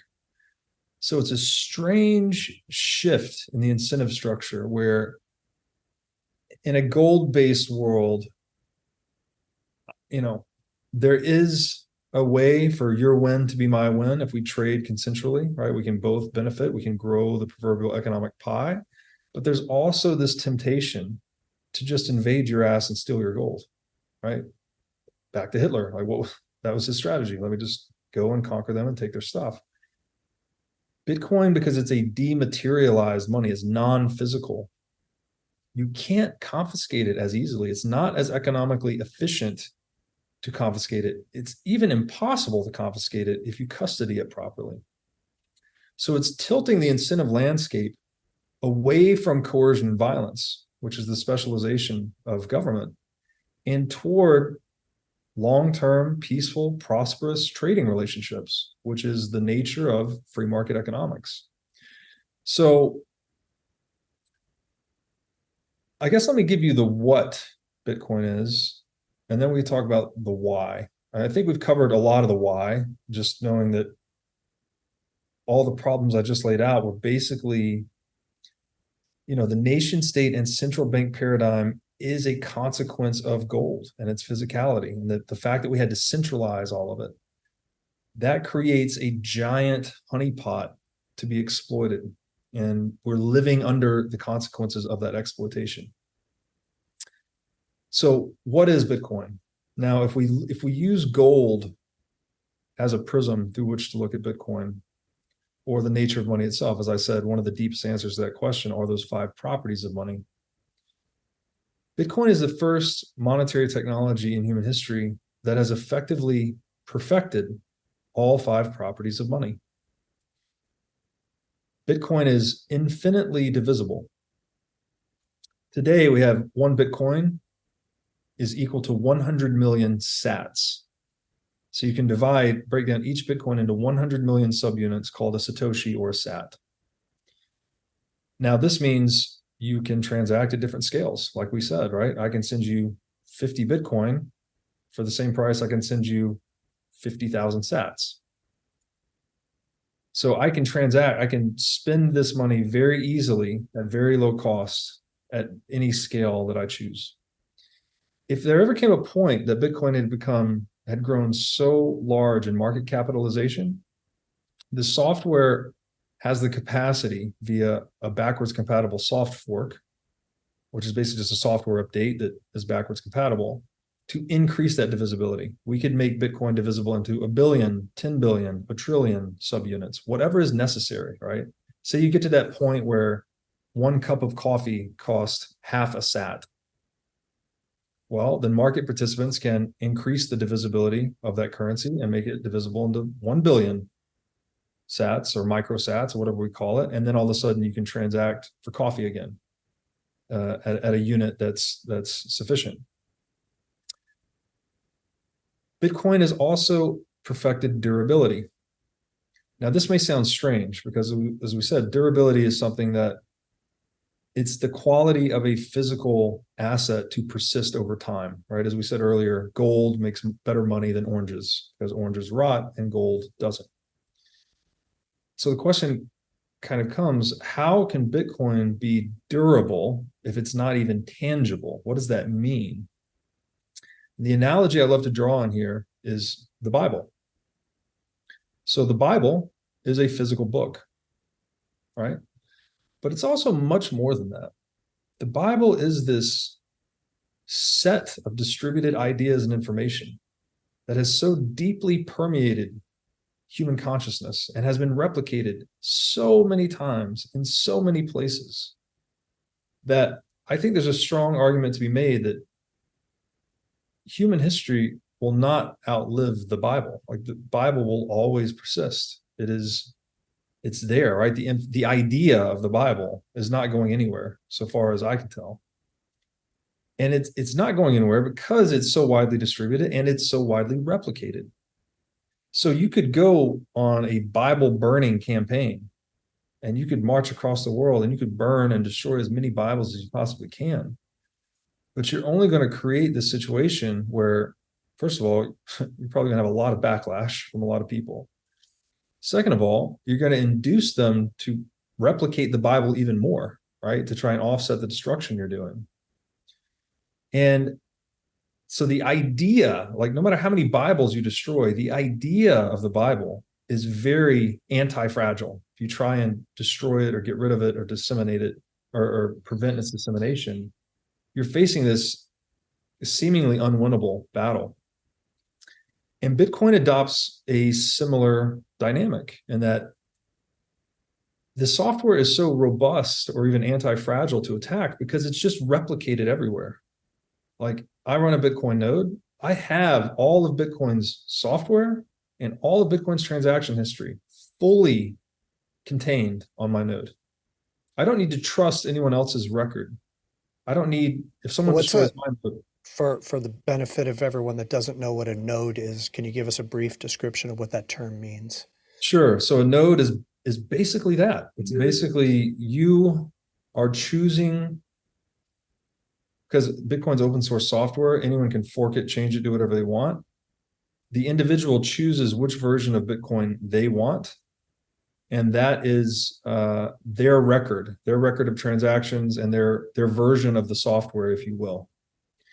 And whichever version of Bitcoin is most widely selected as the one, which we call Bitcoin Core today, is Bitcoin. So it's individuals acting in their own self-interest. The emergent or aggregate outcome of that is what makes Bitcoin Bitcoin. And so when it comes to Bitcoin Core, you know, we have a certain block size. I don't want to get too technical here, but a block is basically how much data can be contained in each block of transactions that's generated every 10 minutes. And we have a certain supply cap, which with Bitcoin is 21 million units. So this creates the scarcity dynamic that is That's right. even more prolific than gold.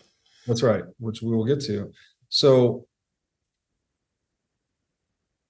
if you tried to destroy Bitcoin, just like if you tried to the idea of Bitcoin, which Bitcoin basically is just this idea running on open source software all over the world, replicated everywhere. We often say it's everywhere and nowhere, kind of like the Bible itself. You would have to destroy every copy of Bitcoin everywhere in the world simultaneously. And you would have to also there would have to be no competitive response, right? So when you start destroying Bitcoin, Bitcoin nodes, Bitcoin mining operations, the market would respond by producing more of these things. So the idea of Bitcoin seemingly, now look, there are, in terms of risk here, this is where you get into what I think the actual risk to Bitcoin are, what I would call black swan events. These are, I can't describe it to you because a black swan by definition is an unknowable unknown. To even say, oh, people misuse this term all the time. They say like the 2008 great financial crisis was a black swan. No, it wasn't. Are you kidding me? We know fiat currency and fractional reserve banking doesn't work. It actually amplifies the boom and bust business cycle. Mises wrote about this in the 1940s. Great financial crisis is a totally expected outcome of fiat currency. Like, it's the least surprising thing ever, actually. The timing might be surprising, but the actual event itself is totally unsurprising. So a black swan would be something like, and look, again, you can't talk about it, some type of cosmological event or solar flare or something that wiped out all electronics everywhere forever, right? Like these are the types of risk, these long tail apocalyptic highly unlikely events are the only real threats I see to Bitcoin. And so in terms of Bitcoin's durability as an intangible digital asset that's distributed everywhere and nowhere, it's as anti-fragile to time as something like the Bible itself, right? So it's this informational construct. Can you take 1 second to maybe, if you have a metaphor for this, my hunch is you probably do. What I hear a lot from people that are first getting introduced to Bitcoin is I can't get my head around it because there's nothing physical or tangible about it. Like gold, I can hold gold in my hand, Yeah. silver, I can hold diamonds in my hand. I can get my head around those somehow being a currency. But how can I buy into a currency that doesn't physically exist? How do you respond to that? Sure. What is the Constitution of the United States? What is the idea of human civil liberties? What are manners? What is morality? What is your name? What is your identity? What is language? Right? These are all informational constructs that give us a lot of value. Like these are some of the most valuable things humans use. Are they difficult to get your head around? Yeah, they are, right? It's very complicated. What is language? How did we develop this? What is it? I don't know, but it's not a thing. It's not tangible. Where's English? Where is the English language? Where you could show me the US Constitution, but obviously it's a lot more than just that physical piece of paper, right? It's this agreement.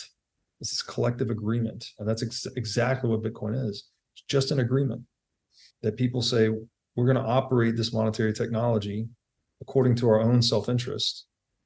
Everyone's basically voting for what version of Bitcoin they want by the software they operate. And the emergent outcome of that is Bitcoin, this collective agreement among people to use a currency that no one can counterfeit, no one can increase the supply of. So by way of, I think the Bible analogy is probably the best one I've got for durability.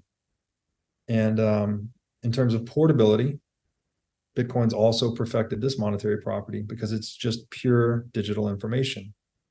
You can move it through any information-bearing medium, right? A computer, a human mind, a piece of paper, a song, and we can move information at the speed of light. I don't think we're going to get much more portable than that. That's about as fast as nature will let us move. So Bitcoin has perfected this property of portability. I can send Bitcoin anywhere in the world at any time. There's no one that can block that transaction, censor that transaction, reverse it. No one can do anything about it, right? When I send a Bitcoin transaction to the other side of the world, it's equivalent to me sliding you a gold coin across the table and you taking it and put it in your pocket. No, there's no authority that can reverse that transaction. There's no authority that can deauthorize the value of gold. It's a free market selected social consensus or agreement that gold is valuable as money. And Bitcoin is the same. It's just this emergent social consensus that Bitcoin is valuable as money because it best satisfies these properties or even perfects these properties that I'm describing. So it's perfected divisibility, durability, portability. When it comes to recognizability, again, when I'm running my node software, and I told you earlier, like where we got the term sound money, you drop a coin, a gold coin from a certain height, it makes a very specific sound. This was used as a heuristic to determine the authenticity of the gold so that we knew that it wasn't lead plated with gold, for instance, it was gold. There were more scientific techniques, let's say. They used to call this assaying gold, where you would transact gold and you could actually do different chemical tests on it to make sure it is gold and not some forgery or fakery. When I run a Bitcoin node, I am authenticating that the Bitcoin is Bitcoin. I'm authenticating to the Bitcoin network. I'm checking with the Bitcoin network to make sure this Bitcoin transaction is valid. So you get this perfect recognizability. I don't need to trust anyone. The code is telling me this is what it says it is. And you get this further beyond what gold ever offered us. You have this further feature where you can actually audit the entire network. My node can audit the network and say, well, is the supply still 21 million? Yes, great.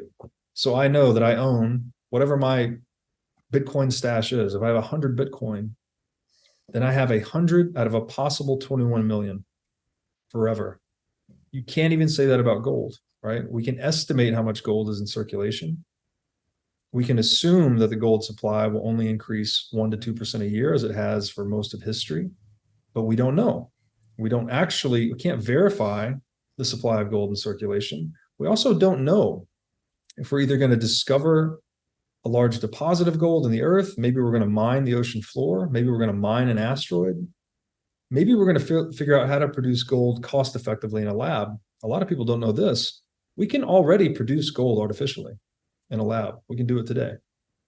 But we can't do it cost effectively enough to compromise the supply of gold, right? So to produce artificial gold actually costs more than it does to buy gold on the market. So therefore, our lab grown gold is not yet economically feasible to compromise the store of value integrity of gold. But that's not to say it could not become possible.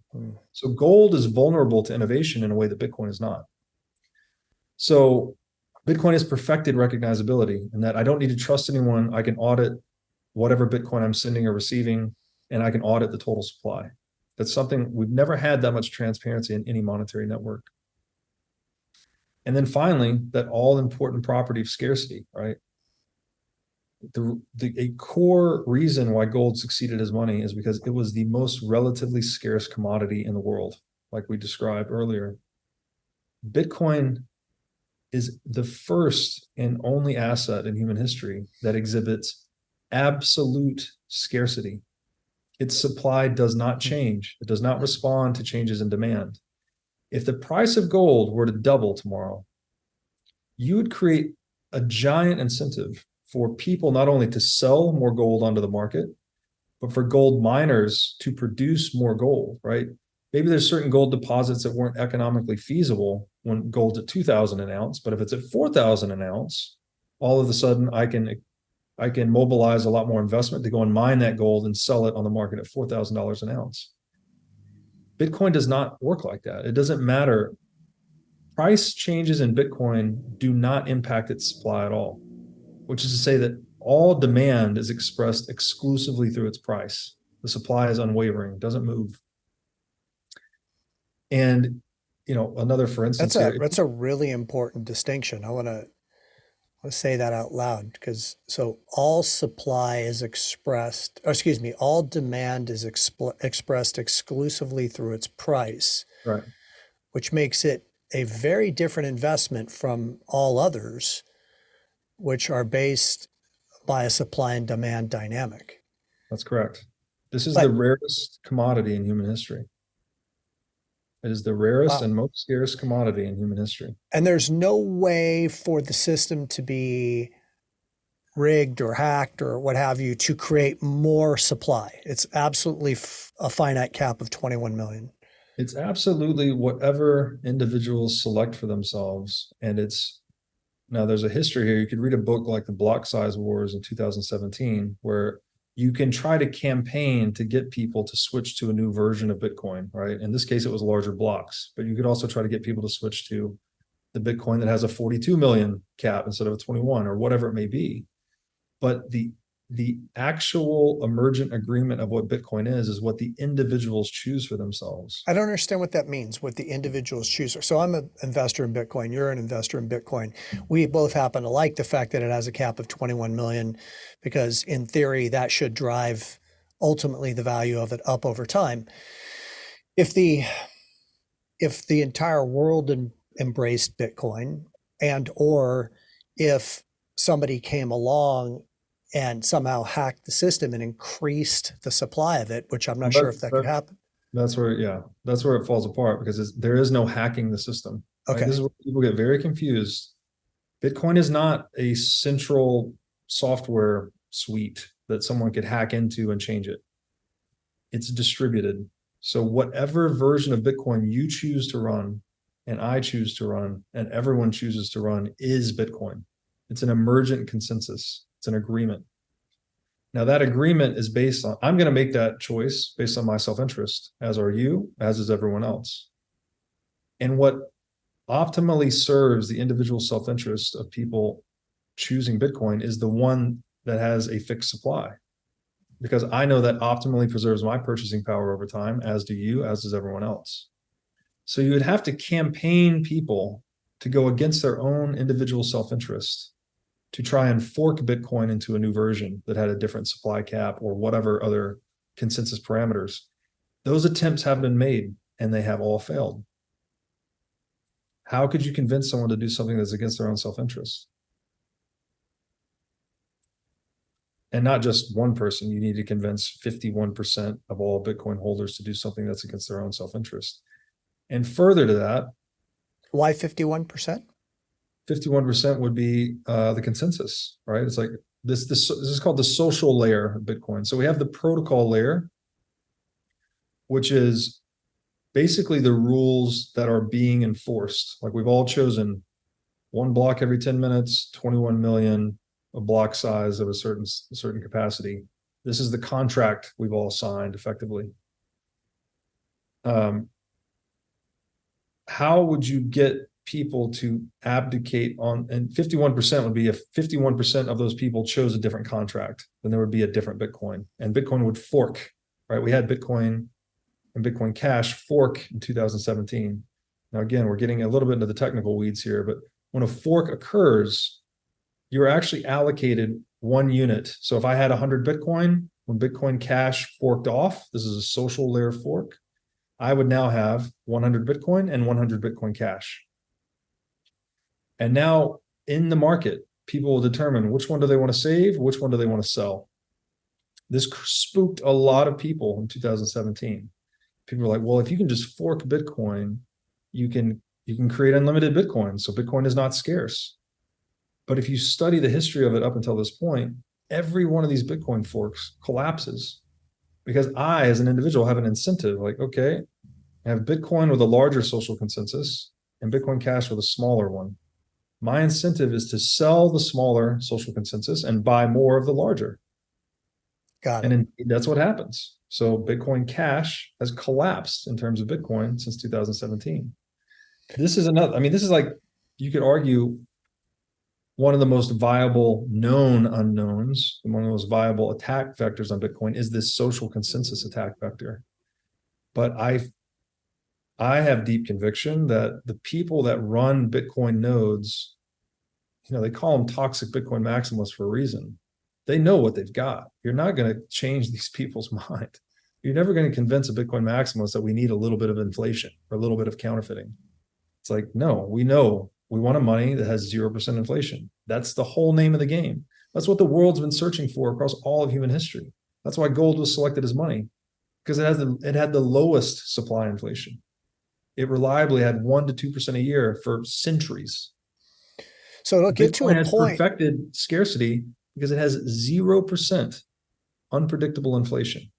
And that optimally serves the interest of everyone using Bitcoin as a savings technology. That last part's so important. Yeah. Here's an analogy people like to use. Chess, right? Very popular game, been played for a long time. It's just an agreement. We just agree that these little pieces can move in certain ways and there are certain rules, right? I can move my pawn 2 spaces on the first move, but not after that. I can do an en passant. I can castle my king. There's all these little rules that we've just agreed to. It's not like rooted in the laws of physics. It's just a social consensus. Now you are perfectly free to go and fork, quote unquote, fork the game of chess and change the rules however you like. But nobody will want to play. Who wants to play with you? Yeah. Who wants to play with you? It's the same thing with Bitcoin. Fork it, copy it, change it, do whatever you want. No one wants to play with you. No one cares. Because we have, again, Satoshi has basically perfected the properties of money to the extent that he has not left any design space to introduce a new feature that could draw people away from this money, because it's already perfected all the things that people seek in money. So Bitcoin is, obviously it's an invention. This guy, gal, team, whatever, Satoshi, he identified as a man, so I'm going to call him a man. This man invented Bitcoin, but I argue that it's more than just an invention because we have discovered something that we'll never have again. We'll never have an absolutely scarce commodity ever. You can't have a physical commodity that's absolutely scarce. For instance, with gold, if we could flip a switch right now and make everyone's job in the world gold mining, we all quit our current job and we all go start mining gold. We could get a lot more gold above ground a lot more quickly, but we could expand the supply very rapidly. You do the same thing on Bitcoin. Everyone quits their job and everyone becomes a Bitcoin miner. The supply of Bitcoin would not change. It would be absolutely the same. And for the benefit of the listener, because I remember you and I talking about this in a previous discussion, which I think is fascinating. You go to that analogy, if everybody quit their job, went out and mined gold, the reality of it is that the price of gold is pegged, the market price of gold is pegged directly to the cost of actually mining an ounce of gold. Is that not correct? I would say it sets a floor for it, yes. Because Okay. if I can produce gold at $1,900 an ounce and it's selling on the market at $1,901, then I have an incentive to mine as much gold as I can right up to its market selling price. So the production cost of money sets a floor for its market value, yes. Which is why we don't have more people out there spending their time, because their hourly rate of pay for mining for gold would not yield them probably even minimum wage at the end of the day with the amount of effort that it takes. That's exactly right. It kind of sets a floor on human enterprise too. It's like if I'm earning less money per hour than I can going and starting a gold mine, then I would just go start the gold mine. So, and this is a key point with Bitcoin too, because every 4 years, the new supply issuance of Bitcoin is cut in half. So 2024 is the next halving, correct? The next one, that's right. It's a little bit less than a year away. Should happen around May 2024. Every 4 years, the new supply issuance, because there's new Bitcoin issued every 10 minutes with that block. That's the incentive for miners to mine. Today, it's 6.25 Bitcoin created every 10 minutes with every block. And that block is awarded to the miners that successfully discover the winning block, which is another technical thing I won't get into, but this is what secures the Bitcoin network. In May 2024, that new issuance is reduced by half from 6.25 to 3.125. Now, if you hold demand for Bitcoin constant, just like we talked about with that Babe Ruth baseball card analogy earlier, but the inverse, instead of discovering more Babe Ruth baseball cards, what if there were less? What if 20 of them were destroyed? Let's say 50 of them were destroyed. Remember, we had 100 baseball cards, $1 million each, $100 million market cap for Babe Ruth rookie baseball cards. If 50 of those are destroyed in a fire, well, what is the value of the remaining 50? If demand is the same, it's $100 million market cap on now 50 cards. Well, the price is doubled for each one of them.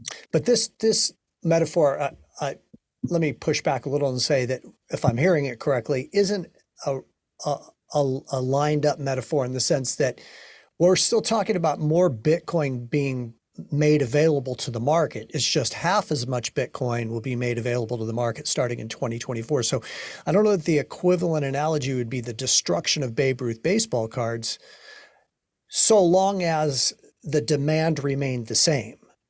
But doesn't this require the demand, in other words, the adoption of Bitcoin, the interested acquirers of Bitcoin to continue to increase? Because if it actually flatlined, like not one single extra person in the world decided they wanted to buy Bitcoin in 2024 versus 2023, you'd actually still have more supply relative to the demand than you did in 2023.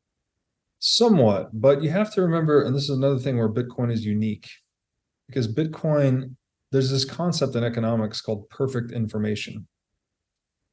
And it's this idea that if you could have total information about a commodity, that it would basically be priced perfectly, right? Because all the information would be contained in the price.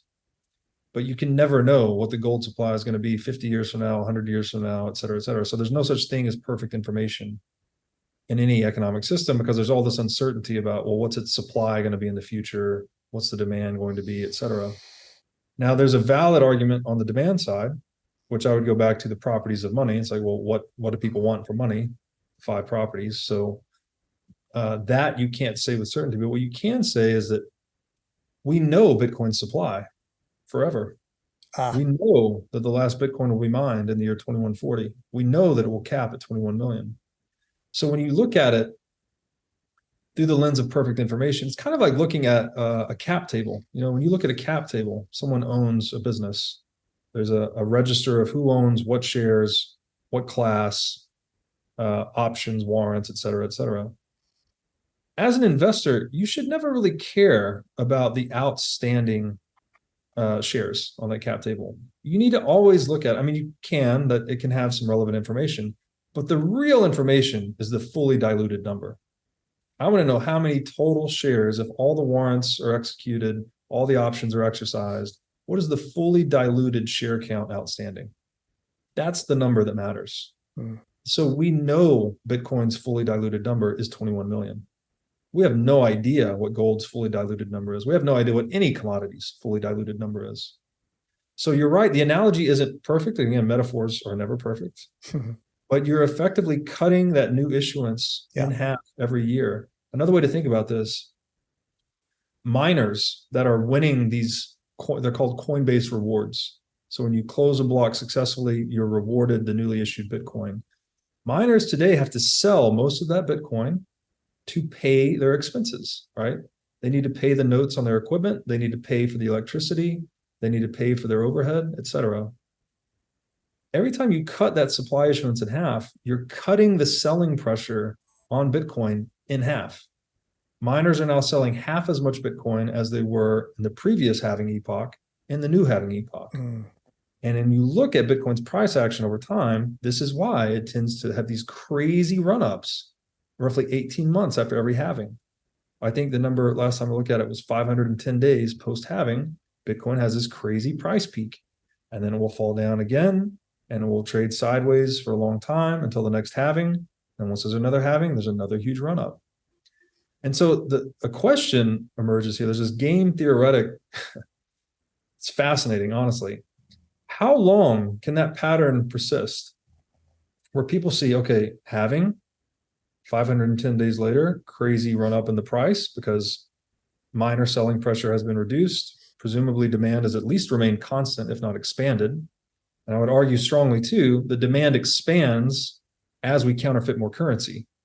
As the dollar and these other things are less adequate as a store of value, people are naturally going to choose the thing that is more adequate. How many times does this cycle need to repeat before people start to front run it? And they say, well, if this thing just keeps doing what it does, what it's programmed to do every 4 years, and then the number goes up the price goes up an order of magnitude, 510 days post-halving, I should just acquire as much as I can right now in anticipation of future adoption. What are the common denominators of top originators in the mortgage business? They're well scripted. They have a system for marketing themselves that generates leads. They manage an effective database and they have strong referral partner relationships. The other common denominator of many great originators is that they have a business and life plan, a roadmap, a guide for them to achieve success, and they have an ally, a coach, who assists them in the successful implementation of that plan.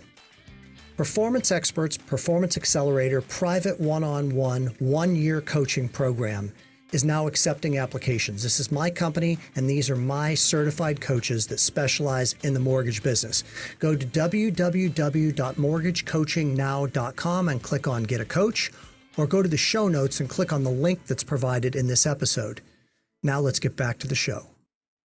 Well, as our friend Rich Katz has said to me a bunch of times now, more than I can count, and he says it with such clarity and conviction, which is my biggest fear about Bitcoin is not about the price. It's about the price getting to a point to where I can't buy it. That's actually what the greater worry could ultimately be, is that we all know of Malcolm Gladwell's tipping point, and I don't think we're at that point certainly yet where there's been the significant amount of adoption that is likely to take place. But when it does happen, it's going to happen quickly, and the price is going to go up a lot, and it's going to become, well, then you're not going to be able to buy a Bitcoin. You're going to be buying like certainly sats, like small fractions of a Bitcoin. In closing, and thank you so much for this amazing discussion and your valuable time. I know how busy you are, and I'm really grateful that you took time to spend Of time with course. me on a Saturday. Yeah. Um, so you just kind of hit upon it a little bit. We've got a having happening next May. I know you're not a forecaster. We've had this conversation several times. Like you sidestep any type of prognosticating, but there's a possibility that post having next May, and for a long stretch of time, a year and a half, it sounds like that historically we see a nice run up in Bitcoin. So right now might not be a bad time to at least dip your toes into the water. But where do you see um, what's possible for Bitcoin? I mean, do you think it gets to a million? Do you think it gets to 500,000? I mean, what's the like? You have to have some sense of where you think this ultimately ends up because you're so steeped in it in your life. Yeah, I definitely, or those who live by the crystal ball are bound to eat glass, and I put out price predictions, but I always caveat it with like, look, this is just me looking at the way currencies have debased historically and what commodity prices have done during that time, and I'm picking a number. But it will be gradually, then suddenly. That's what someone asked Hemingway, like, how does one go bankrupt? He said, gradually, then suddenly. This is the nature of hyperinflations in general, right? They inflate slowly for a long time. And then we get into economic crises. And as we said earlier, fiat currency induces you to take on more debt. So with every round of money printing, subsequent to that, there are exponentially more liabilities in the system. Mm-hmm. So when the next crisis comes, there's even more devastation. And with more devastation comes more inducement for the central bank to expand the currency supply even further. Mm-hmm. For instance, in 2008, we printed $700 billion. That was a staggering number at that time. Staggering. Like, many people were predicting hyperinflation in the US dollar closely after that. It was a shocking number. In 2020, we printed $6 trillion. That's an order of magnitude more in just 12 years later. So when you see currencies fail, this is how they do it. So you have long, slow debasement, a crisis, a large round of money printing, more liabilities, exponentially more liabilities are now introduced into the system because fiat currency incentivizes debt accumulation, as we've described. When the next crisis comes, those liabilities are wiped out, and you need an order of magnitude more money printing. There's a great book called, very short book, very easy read, perfectly describes the consequences of failing currencies, titled Fiat Currency Inflation in France. And he calls this the law of accelerating issuance and depreciation. The more rapidly you issue new units of currency, the more rapidly they depreciate. And the more order of magnitude more you need to issue next time. This is like the law of diminishing returns, right? Something like fiat currency is often analogized to drugs or alcohol. Because the first drink makes you feel good, the second drink makes you feel a little bit less good, the third drink makes you feel a little bit less good, and then 10 drinks later, you're getting these diminishing returns, and then you get a much worse hangover as a result. I think to the extent that human beings cannot resist the temptation to engage in currency counterfeiting or printing of money is the same extent to which Bitcoin monetizes and outcompetes all inferior forms of money, as the entirety of human history has shown. Hard money or strong money outcompetes weak money. So I think Bitcoin will just continue to outcompete weaker money, and it will do so in an accelerated fashion as those monies become weaker. Mm-hmm. Not only is the dollar becoming weaker in terms of purchasing power, and I don't know if you've experienced this, but it's becoming weaker in terms of usability. It's not even private property anymore. When I go to send a wire, sending even small wires, $5,000, $10,000, I'm getting questions from my bank. I'm getting delays. What is this for? Who is this party? well, this is going to go back. We got to call this. Who are they? Can we get an invoice? Can we get this? Can we get that? It's like, this is my fucking money, quote unquote, my money. It's not actually your money. The fiat currency you have in a bank, the numbers you see on your online banking, it's not actually yours. You're in a creditor-debtor relationship with the bank. You have loaned that money to the bank. They may or may not return it to you or let you use it. As that gets worse and worse and worse, and government oppression, intervention, capital controls get worse and worse and worse, you're creating demand for Bitcoin. People are going to want to own a form of property or money that can be transferred without any interference whatsoever. And they're going to want that more and more as the interference increases. So in terms of price, I have a public price prediction. First of all, I think the US dollar is hyperinflated by the year 2035. And again, this is like a roughshod estimate that is personal to me. I'm not going to sit here in the year 2035 and the dollar's not hyperinflated and apologize. I'm not here to give you something to hang your hat on. This is just an estimate that I've made, and I'm talking about it out loud. So caveat emptor, whatever, not financial advice, all caveats. Send me an email of what you want us to put in the show notes in terms of the disclaimer, and we'll put it in there for you. It's all good. I'm not in the business of giving financial advice. So, take this all with a grain of salt. I think that Bitcoin is a multi-million-dollar asset in the 2030s. But again, just like you described for one coin. For one coin, that's right. Just like you described with your Mexican food fajitas, right? Money loses meaning as it's depreciating. So I also think in the 2030s, $1 million sure ain't going to be what it used to be. Yeah, because it's an important distinction to say, if you say that one Bitcoin is worth $1 million, a gallon of milk is worth. You're pegging that to the dollar, which has been dramatically deflated. So this world where Bitcoin, and I would point you to my episode with Robert Kiyosaki where I went into the details on this. I think I had Bitcoin at a $12.5 million per Bitcoin price. But that purchasing power of that 12.5 million will be like $1 million today.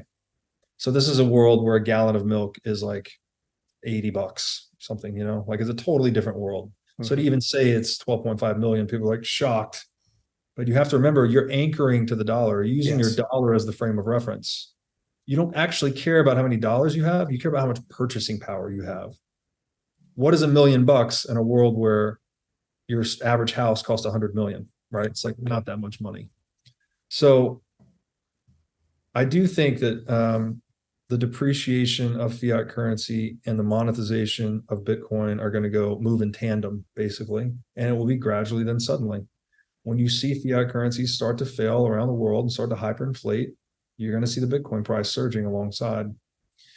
And just to speak, I told you I'd speak a little bit to the why of Bitcoin. Since King John signed the Magna Carta in 1215, we've known what we need government to provide. And that's life. It needs to protect life, it needs to protect liberty, and it needs to provide inviolable private property. That is the entire philosophical scope of government. And I think we did ourselves a huge disservice with the founding of the United States when we swapped inviolable property for the pursuit of happiness. And it is my strong belief that humans with recourse to ownership, to be able to own something that is very difficult, if not impossible, for other people to steal from you, is one of the primary mechanisms for peace and for human flourishing. We're all just trying to get by, right? We're all just trying to work, create some value, and capture some of that value for ourselves in the process. To the extent that we can prevent others from forcefully extracting that value from us is the same extent to which we can incentivize human flourishing and cooperation. And Bitcoin, by being the most expensive asset to steal in human history, is this giant tectonic shift of the incentive landscape away from coercion and violence and towards peace. So there's a whole nother 2 hours we could talk about that. But just as an intro to the why Bitcoin, I think it is the greatest peacemaking technology that human beings have ever found. And I think in retrospect, as significant as the internet has been, I think we'll look back on the internet as the thing that gave us Bitcoin, that Bitcoin is the killer app of the internet. Bitcoin's a bigger deal than the internet. And it's going to totally transform and upend all institutional realities we take for granted today. And so it's early. Bitcoin's 14 years old. This is a multi-century game. People often say things like, oh, well, will I see it in my lifetime? I'm like, you need to think beyond your lifetime. This is for the soul of humanity, right? We've seen what gold has done, what it's led us to. It's led us to central banking, systematic theft, organized crime at a scale previously unimaginable. The founding fathers of the United States repeatedly fought against the implementation of a central bank. It took 3 attempts before we got the Federal Reserve established here. Andrew Jackson punched a central banker in the face. He told him he was going to drive them out like a den of vipers. This has been a fight. A large reason why we had the American Revolution was to escape the oppression of the Bank of England. So this is a fight humans have been fighting for a long, long time. And I think the culmination is in Satoshi's invention of Bitcoin, that we finally found a form of private property that can actually be inviolable and can hold government in check and can incentivize us to be cooperative rather than coercive. So the good news for everyone who engaged in this couple of hours with Robert and I is that you have a podcast that has over 350 episodes called the What is Money podcast. And it's really fascinating because I remember when Rich mentioned to me that he was full-time basically in Bitcoin, meaning 40, 50 hours a week, just listening to podcasts and just fully down entrenched in the rabbit hole. I just couldn't even comprehend what that meant. Like, how could you be spending 40 hours a week for the last 6 months on Bitcoin? Well, for those that are now at least in receipt of a cursory overview of the subject matter of money, the subject matter of Bitcoin, you now understand, at least in a small fractional way, that what we're really talking about here is sociology. We're talking about history. We're talking about politics. We're talking about morality. We're talking about everything, right? Because money, ultimately, at the end of the day, has a direct impact on all of those items and many, many more. So to direct them, because I know that there are going to be people who are going to say, oh shit, like, I want to know why not Ethereum, or I want to know why I shouldn't be owning Dogecoin and all of this stuff. I know that you've had people like Michael Saylor and Jordan Peterson and Robert Kiyosaki and all of these amazing guests on your show. Where can they find you? How do they learn more about Robert Breedlove? Yeah, so whatismoneypodcast.com.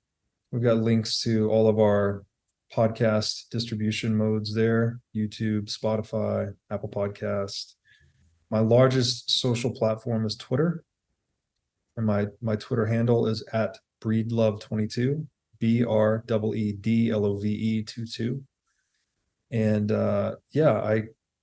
it is a rabbit hole that many people don't know exists, and I feel very grateful to have fallen into this thing somewhat early, and I'm very grateful that people are getting value from my work. It's weird. It's strange. As a guy that I never really wanted to be in the public spotlight, I've always been a finance guy, kind of back of the house, and now I've been recognized all over the world. People are getting tremendous value about these conversations and what we're doing, and I feel very passionate about it, and grateful to be a part of what I consider to be the greatest humanitarian movement in human history, and that is the emergence of Bitcoin. Robert, thanks so much, buddy, for your graciousness, your wisdom, for taking the time on your weekend, as I said, to be with me. I know that a lot of people are going to be checking out your show, and really, really appreciate your friendship. Happy to do it, Tim, and happy to call you a friend as well, man. Thanks for having me. Thank you, and thank you to everyone for tuning in to this episode of the 360 Experience.